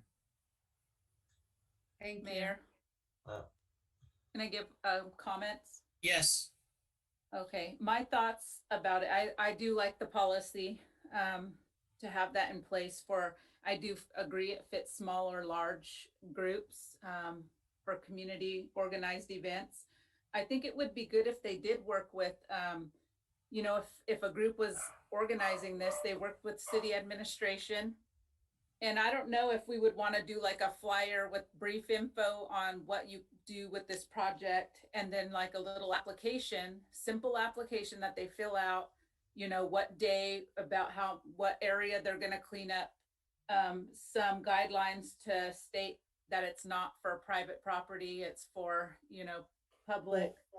And then also, then if we had a date and kind of a idea of, which area they were cleaning, we could give those two options of if you take that to the dumpster, because that's, to the dump, that's an incentive for them to get rid of it on their own, less work for the city. And then it's not being left, but then give the option if we know when that event's going to take place, you can't take it out yourself, then maybe the city could coordinate to bring bins. Those could be the two options. Yeah, and it's actually a question for the city attorney. I just want to make sure so I'm not saying it can't be a private piece of property. I think this goes to the pre-coordination. So if I'm going to go out and clean up, I'm going to want to let Mike Knight's folks know this is where I'm going to be cleaning up. We'll want to make sure that this is not something that's on code enforcement right now, because then that's really the question I have for city attorney. So if you have a piece of property that's going through it's been given a notice of violation, you have collected debris, you need to clean this property up, and then a group. How do you? I don't want to create issues in code enforcement where you're going through an administrative process, and then the city ends up. Right. We'll have to cross check. So that'll be part of the part of the process. And checking to see if it's part of subject to a code enforcement action, or if it's. I guess it's going to depend. It's going to be very factually specific to whatever the specific project is. We'll have to look and see what they're proposing and if that implicates any active code enforcement. But generally speaking, let's say that is a vacant piece of property that has collected debris on it. It's not currently under any code enforcement action, and a group of 4 folks want to go out, pick up six bags of garbage. Any issue with I probably don't want to have the property owner's permission. You're not gonna be able to enter private property anyways, right? So it's going to be essentially a project of the property owner by virtue of their consent to it. So I don't know if there's necessarily a issue with that. As long as it's a policy approved by the council. It's been creating a huge burden because of the nature of the project on the city. Now we got a problem, but I don't Don, are you saying if code enforcement went out and tagged a piece of property and says it has to be cleaned up, and is that what you're asking, that the code enforcement? Well, I'm just making sure. I'm asking the question so I know the answer. Because what I don't want is that the city, and that's the only part I'm concerned about, is that you're in the middle of a code enforcement on a piece of property. Okay, I wasn't but your question was that code enforcement went out and forced this property owner to clean up his property. Is that correct? Yeah, we regularly have properties that are turned in for cleaning. And I would think if he wanted to do that, and he says, well, and he should register with the city, or Mike got it and says, hey, I got Cut Scott Troop 542 is going to clean that property up for me, but he should have a bin provided there, and that way he fill out the form or whatever, and letting Mike know that he's going to have this group pick it up. This is the only question I'm making sure is that before code enforcement's involved, is there anything different legally than once code enforcement is? I think if we have a situation where especially if it's in the early stages, then why not, right? Because we're always trying to get compliance anyways. Compliance is our main goal, right? So, I suppose we could look at it on a case by case situation, but if we're in a situation where we're already it's got substantial fines on it, actually it probably doesn't even matter. Really, this is only going to matter in the circumstance where we might have filed a lawsuit to clean up a property, where we're actually going as far as to do that, which we really try to avoid these days. We haven't done nearly as much of that as we used to. If that were the case, then we might have an issue, right? Because now we're in the middle. You have potential for conflict of 2 different processes. But okay. I'm not even sure, It's just a question that I had. The only differentiation I saw is that once we're engaged in an administrative process, we'll want to evaluate whether it's appropriate at that time for that cleanup event then to be occurring on that property. Maybe it is still, but there could be circumstances where it may not be. I just wanted to ask the question. Yeah. And I can see where that question, you would ask that if it was already involved in the expense of disposal is at the city's expense for a violation that we've already issued on behalf of the property owner. And so we're taking care of half of the problem. Only for some people, I can see. So it would be a case by case. But I think what ideally would happen is you'd have groups of people that would sign up with waivers and lists of workers that would have no place yet that they want to clean up, and that there would be places like Councilmember Stowe said that maybe got a warning that would say, hey, let's call. Is there anybody on the wait list to come and clean this up before we get into this fine process or multiple violations? So that would be my hope. We create a system where people will be willing to do it, not just pick a place and only want to do that, but be willing to do it, as well as the business, the property owners would have faith there would be people that would be interested. Yeah. The reality of it is you're more likely to have communities that are just very conscientious already, Yes. that are wanting to utilize this process. If they're going to do that, they've been doing it. But I made a comment that about if we're going to do like cleanup day, have large bins in areas where they can just take instead of driving it out to that one location. That's probably not a good idea, because what that's going to do is attract citizens outside the city limits, and they're going to be throwing their stuff in there as well and not having to go to the dump. So, but if it's really whatever council's dry. I mean, but we can either provide a coupon and they can take it, transport it themselves out to Teapot Dome. I'd say that's probably the preference. Yeah. But staff also, we want to encourage this. I'd rather provide how a can we coupon facilitate? than stick the big dumpsters out, because it's going to attract people outside of city limits and that's not paying for their trash pickup. And as far as as groups going and putting in business dumpsters, you're going to find that on any given day. It doesn't have to be a cleanup day.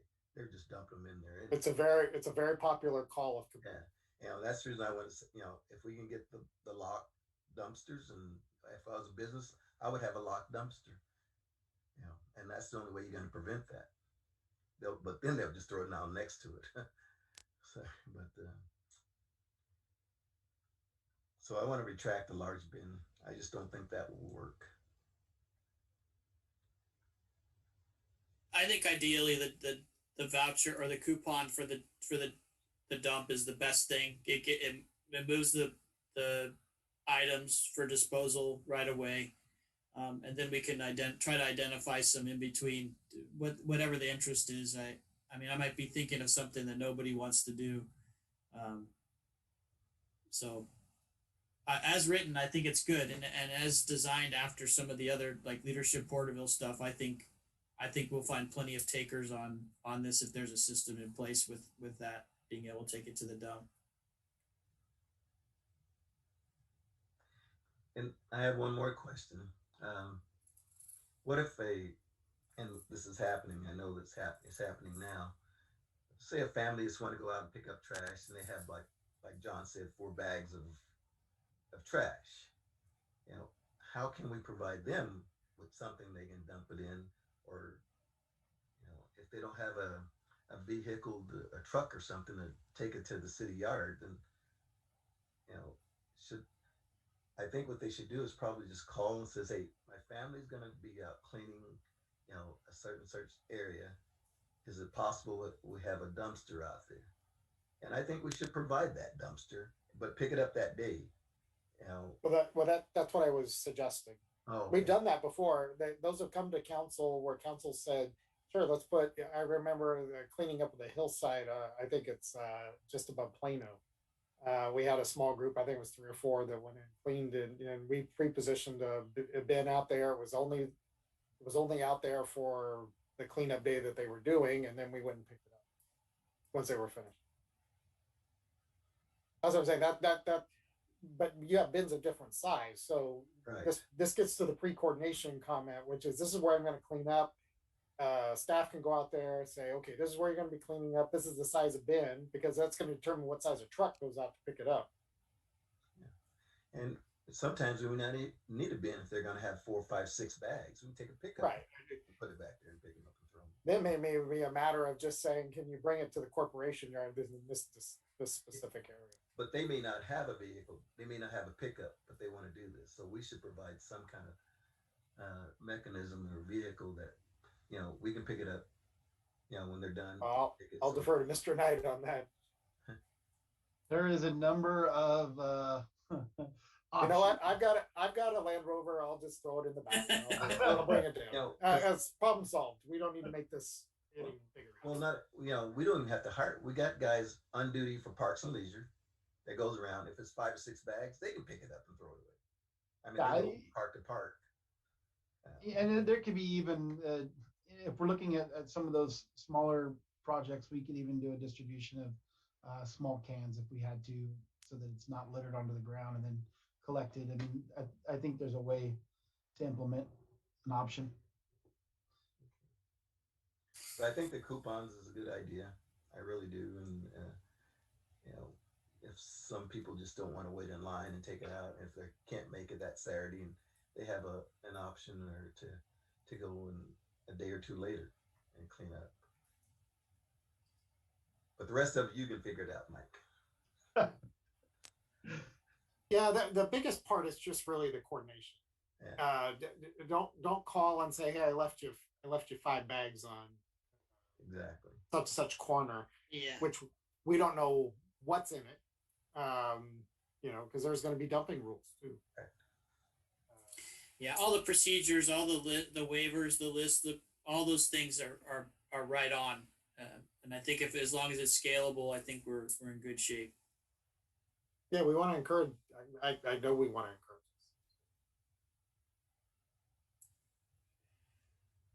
Okay, well, all right. I think anything. I called it real rough because this is like, well, here it is. Here's what a first draft looks like. I don't know that it's ready for. Maybe it is ready for production. Really up to council's discussion. May I comment? Please. This rough draft looked pretty good. Well, credit goes to Miss Mendez. I mean, this rough draft looked pretty good because I believe council really took the time to look through it, because it was something that was brought last year. And I remember looking at the Monterey version when it was handed out and distributed with the knowledge that this would be coming and presented to us for us to discuss. Well, why don't we try to bring this back as a consent item for your next meeting for approval, and I'll work with Mr. Knight on what a coupon might be. Just if council's good with it, we'll bring it back. Just sounds good. Thank you. Okay. Thank you for that. Thank you for the discussion. And now item 16. Thank you, Your Honor. This is your regular item as an update on your resolution of proclamation of local emergency. As council is aware, it made its declaration on March 17th, 2020. Last took action to its continuation of the emergency back on March 2nd, 2021. As of today, there have been 48,649 confirmed COVID cases in Tulare County, with 47,173 recovered and 787 deaths.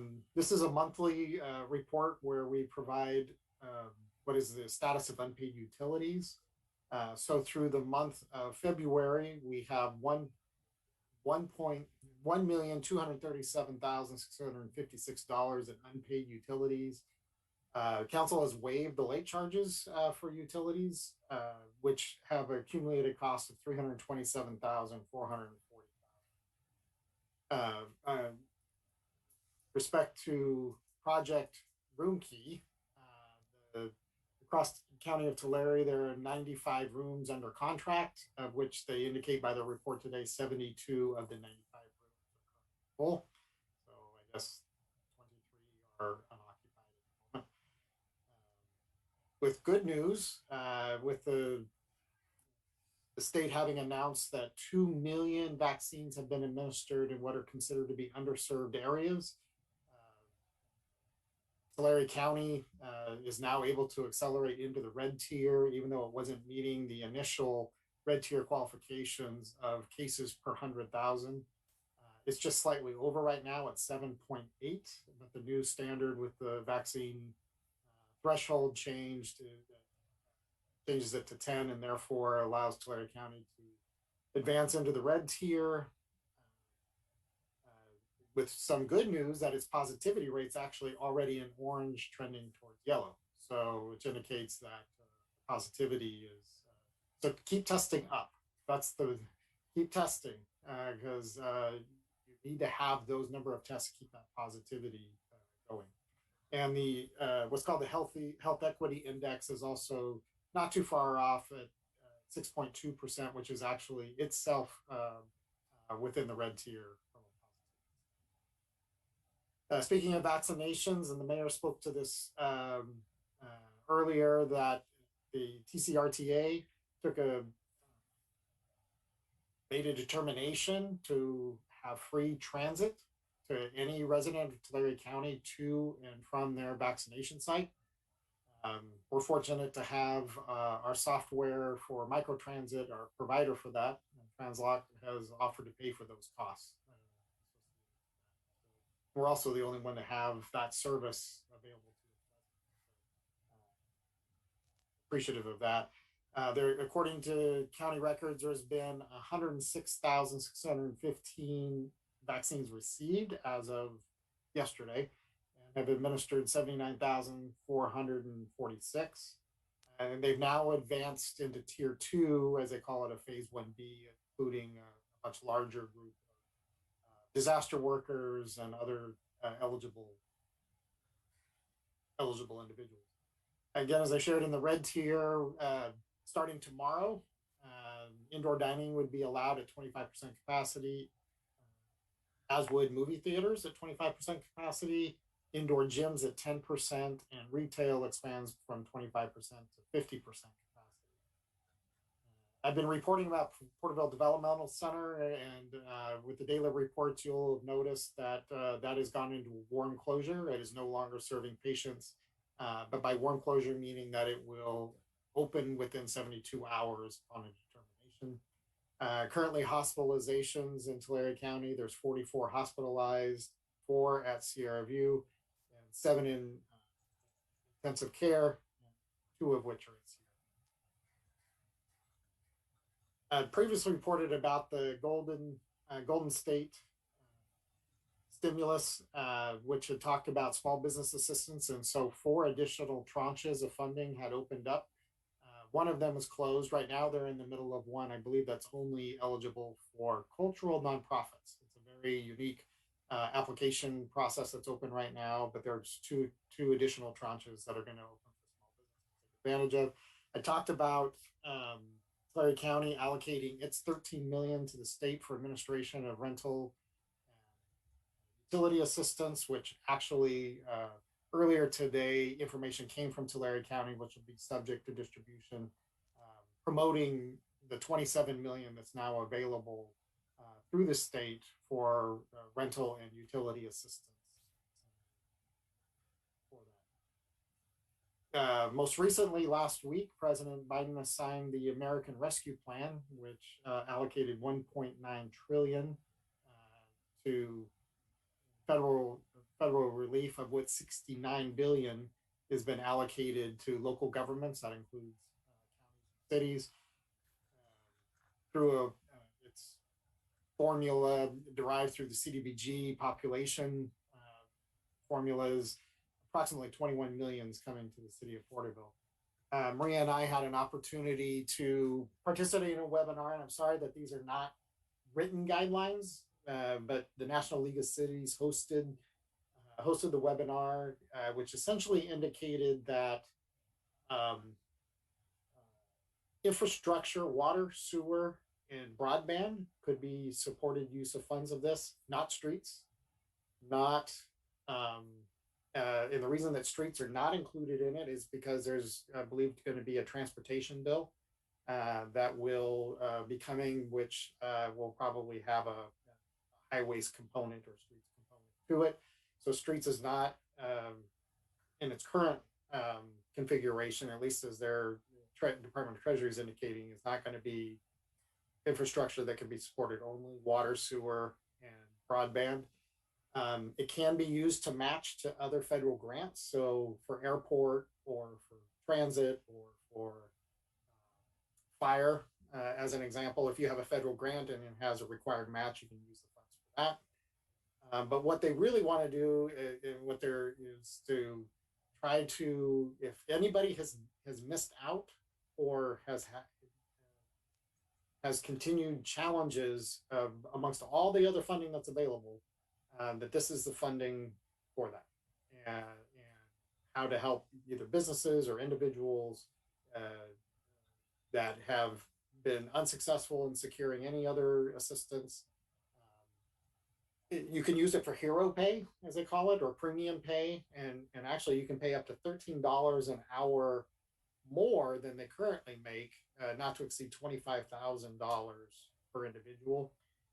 And there's a lot of paperwork that's going to be involved in this. So this isn't just a grant, and there's going to have to be a lot of documentation, and that already hasn't received financial assistance in some other federal or state program. The city is able to recapture any lost revenues, and that's fairly generally it's not just general fund. It can go to water or enterprises, anything that's considered to be lost revenue, or any cost that it has incurred in dealing with COVID related issues. We're again, I just reiterated to you what they told us in a webinar without any guidelines that Treasury is still working on. But that's the communication that the National League of Cities has indicated are generally going to be the rules of the road. Homelessness will potentially be a part of that under the health, under protecting health of individuals. So that could be potential use of funds in addressing homelessness. But again, we're going to have to see what those guidelines. Well, one of the specific questions was about property acquisition, which it is not believed that property acquisition is going to be allowed. We'll have to see if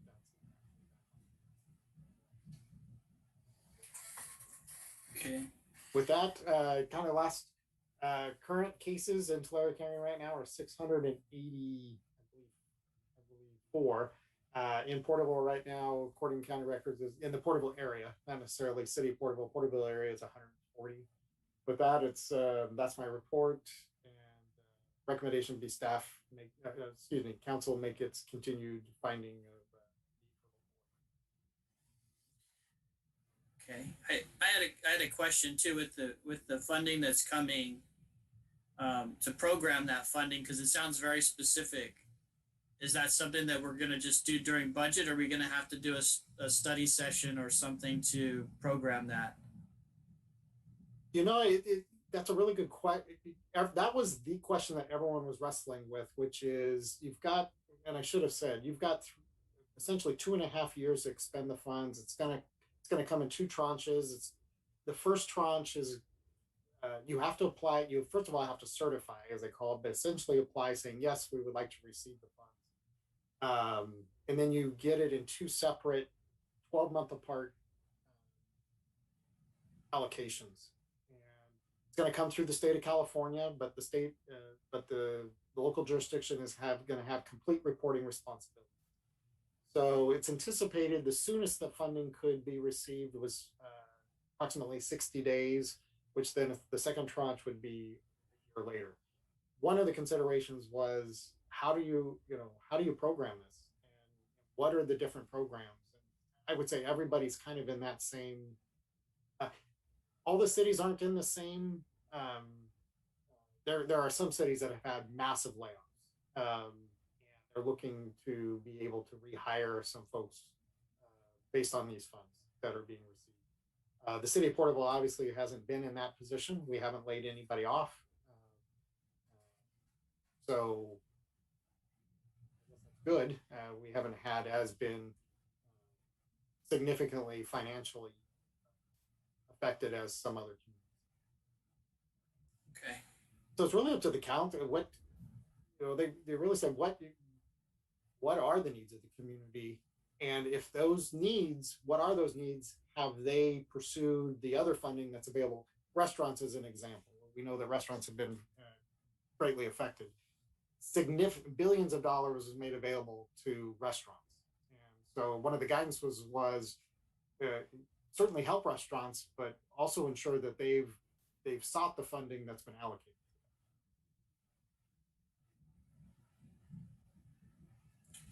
Okay. Mayor, I had a quick question. Yes. In terms of the unpaid bills, I think it was a little bit over 1.2 million. Like that's broken. I was curious to know how much of that is water utility debt from residents that haven't been able to pay, or is there a breakdown of that? Or yeah, and the staff report indicates I want to say it's about $500,000. Sorry to put you on the spot. No, it's in the report. Oh, okay. It is. I know last time it was like a little bit over $500,000. I wasn't sure if it was still the same or a little bit more. I think that's what I read. It's just about $500,000. So right now, out of that 1.2 million, water is 571,000, sewer is 349,000, and refuse is 316,000. Okay. Combined for 1.2 million. Thank you. Mayor, I have a question. Yes. Two questions, I guess. So, Mr. Lawless, for the schools and sports, that's just going to go off of following whatever the red tier guidelines are? That's a really good question. The state modified, and it's not even really the tier. It would apply to the purple tier, but there was a lawsuit, and Julia can speak to this. There was a lawsuit that was settled by the state against the high school CIF is what I'm going to call it. So as a result of that, there's been corresponding changes. Yeah. Where now you're getting into high and moderate impact outdoor sports. So soccer. There's a specific guidance that you have to and I don't have it with me unfortunately, but they actually updated they had one that was issued in mid-February that's then been modified as of about a week and a half ago. And you have to read the entire thing, because if you read just the very first part of it, it makes it sound like it's more restrictive than it is, to be blunt. There's a lot of exceptions that have been like sort of basically thrown in, like where it was the policy and then they were, and then there's this. So, I mean, really, there's a lot. We'll make sure you guys have the specifics on it. Because like I said, I was reciting them a couple days ago, but I don't have it in front of me. But I know that essentially, in a nutshell, there's quite a bit now allowed with informed consent. Right. And some protocols and things, but a lot of it, there is just informed consent and sort of, basically indemnifying so that everybody understands they're doing these things at their own risk. And parents are allowing their children to participate at their own risk. But in fact, there was even testing protocols that now there's some huge exceptions to the testing protocols that were initially contemplated in the February memorandum and throughout the tiers that have just been completely taken out now. So including, for instance, children under the age of 13 are not required to be tested, nor is a team comprised of 50% of children that are 13 or younger. So just to give an example. And the council ad hoc committee will be meeting on Friday to review one of the youth leagues that plays at the sports complex traditionally submitted their health. And I think health plan, safety plan. Kind of give the county the leeway to whether they're going to allow sports in their county or not. And then I think most counties left it, pass it down to the district if they want to You're absolutely correct. You're right. I mean, because where I've seen more restrictions is actually at the school district level, and it's not so much the state of California or even the county requirements anymore that are driving all. Tulare County's made a finding that it's.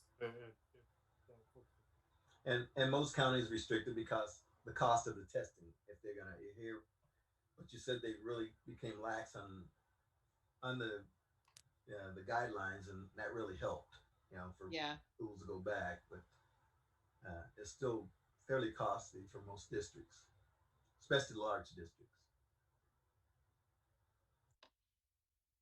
Mayor, I had one more. Just a quick clarification, Mr. Lawless. Earlier in your report, when you were talking about Tulare County moving into the red tier, you mentioned. Am I correct that you said the positive rate is orange moving into the yellow? It's approaching the positivity rate. So this is number of positives per test, 100 tests. So right now it's at 3.5%, which is beneath the 5, and it's trending towards yellow, which is I think 2.5. Okay, thank you. Which is great news. That shows lots of tests and decreasing positive cases. And that's true. And I think if we continue testing within a week or two, we could be in the next tier. Well, on the positivity, we'll see about the cases. It is because again, we're not. If it hadn't been for the change in from 7 to 10, we'd still be in the purple tier on the cases per 100,000. But they changed that to 10 to allow for the red tier. So we are. I would. I think 5 is what orange is. So yes, please keep testing and testing negative. Just on Tuesdays. Just on Tuesdays. Okay. Well, I think we need a motion to continue this, correct? Yes, Ron. I make the motion that we continue with the declaration of local emergency. I'll second. And with that, I think we can call for the vote. Councilmember Carrillo. Aye. Councilmember Peñalosa. Aye. Councilmember Stowe. Aye. Vice Mayor Flores. Aye. Mayor Reyes. Aye. Passes unanimously. Thank you.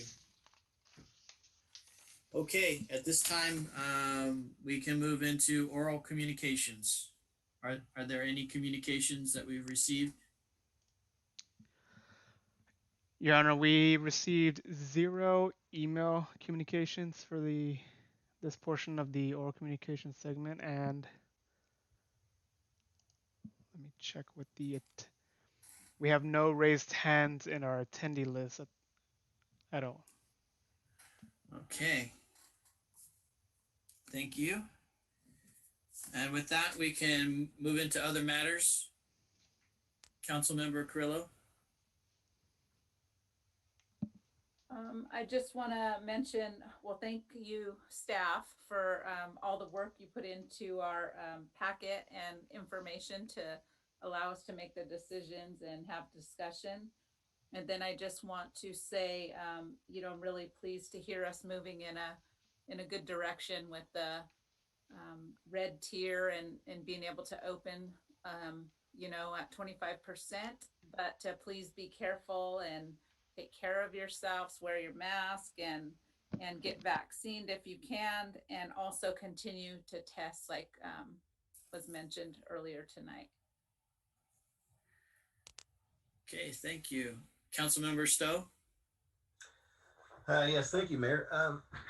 Again, I want to recommend to everybody and urge them to test. And like I said, we could be moving, in the right direction in a week or two, possibly another tier, depends on where we go from there. But one thing that I do want to announce is, and I mentioned this to John some time ago, but I haven't talked to him, so I'm just put it out there for you all.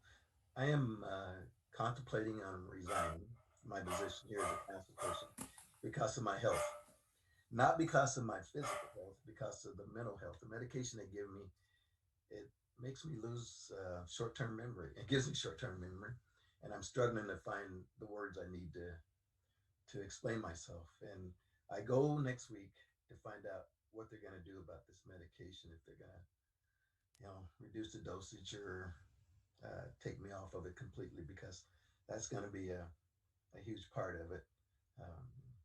So I just want to forewarn everyone that this could possibly happen. So just to let you know, but I anticipate being on it for the rest of my term, because I'm gonna plead with doctors and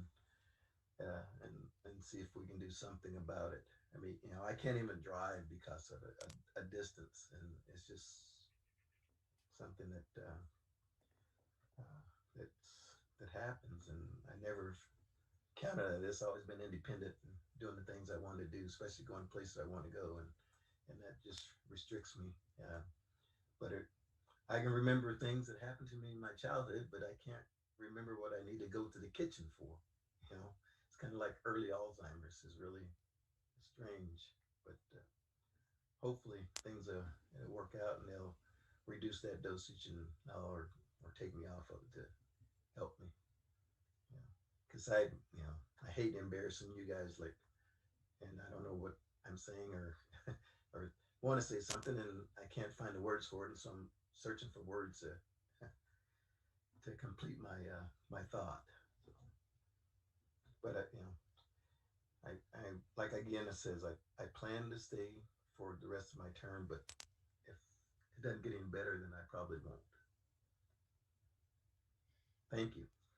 Well, I appreciate you saying that, and I know I definitely trust your judgment, and want you to know that at no time have you ever been an embarrassment for at any level. So, and I appreciate your honesty, as I know you've always been honest. So, thank you for sharing. Councilmember Peñalosa. Yes, Mayor. No, I just want to say that we're with you, Councilmember Stowe, and it hurts. It does pain me to know what you're going through, because it's just I wish you weren't going through that, first of all. So, but we're here to support you in whatever decision you make, and but I appreciate you being straightforward and honest with where you're at right now with us. No, I would just like to say, I'm really excited for county. Tomorrow is a new day in terms of opening up some of the restaurants and different things. So I think for dine-in, and so this is where we were hoping to get to sooner than later, and so I'm glad we're there. So but definitely folks that can qualify to get vaccinated, get tested, that's just only going to help us get into a better position to fully open eventually. So I finally made my appointment for Friday, and I'm really excited because I think I was the last council member to not get the shot because I still had not qualified until like this week. So really happy for that. I look forward to getting my first shot, and yeah, please stay safe and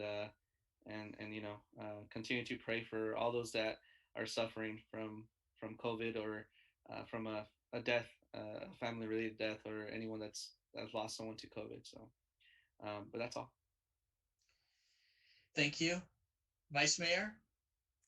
Well, I just want to let Council Member Stowe that if I could make a pot of menudo and if it would make you feel better, I would make it for you tomorrow. But know how heavy that falls in my heart, because I actually miss us being on the dais and you turning around and looking at me and saying, "What are you doing?" and all that. But no, I'm still gonna keep you in my heart and in my prayers for resiliency, and let's go on with it. One of the things I'd like to say, and there are no words that I can express in the recent loss of Mr. Jeff Edwards. I mean, we have lost a legend in this community, and knowing and hearing about it, there are just no words to describe because the man had the history of our city and shared it, I know, with a few people, and now he's left it behind for all of us. And with that being said, I have no other comment. Okay, thank you. Yeah, I also want to express, sense of loss for Mr. Jeff Edwards, a real mentor for me for the history of Porterville. Always had a story that topped all other stories. Being able to, at a young age, seem like he wasn't even going to walk, but be able to overcome an illness to then serve in World War II. And just when the story didn't seem like it'd get more interesting, he was a trumpet player playing in the big bands in World War II, entertaining troops, and just the number of things that he did throughout his life, just a real inspiration, and definitely somebody worthy of being on the Wall of Fame, except for he had declined my invitation to be on there at one point. We'll see if the time has come for that or not, but definitely a major loss for me personally as well as for the city. But the history lives on. He documented the history pretty well, and there's a few of us around who love to share stories about him. Also, spent some time answering questions for some fifth graders at Lombardi School. I thought it could be, I thought it might be a softball, but it was a pretty tough crowd.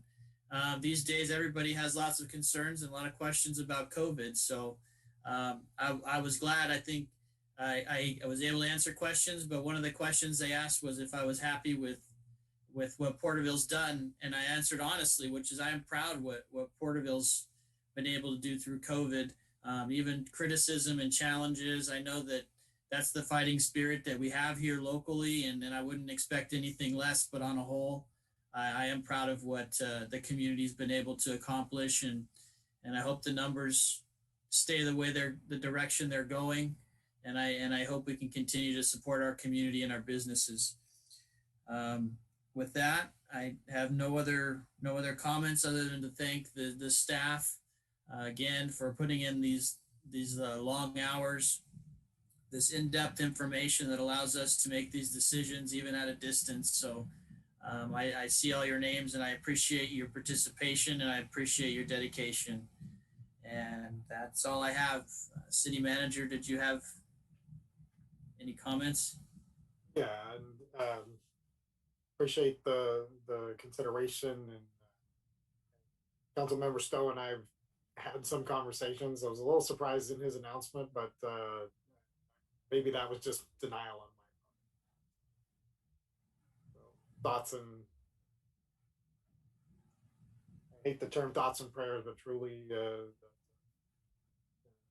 come to the one that is best for him. I told him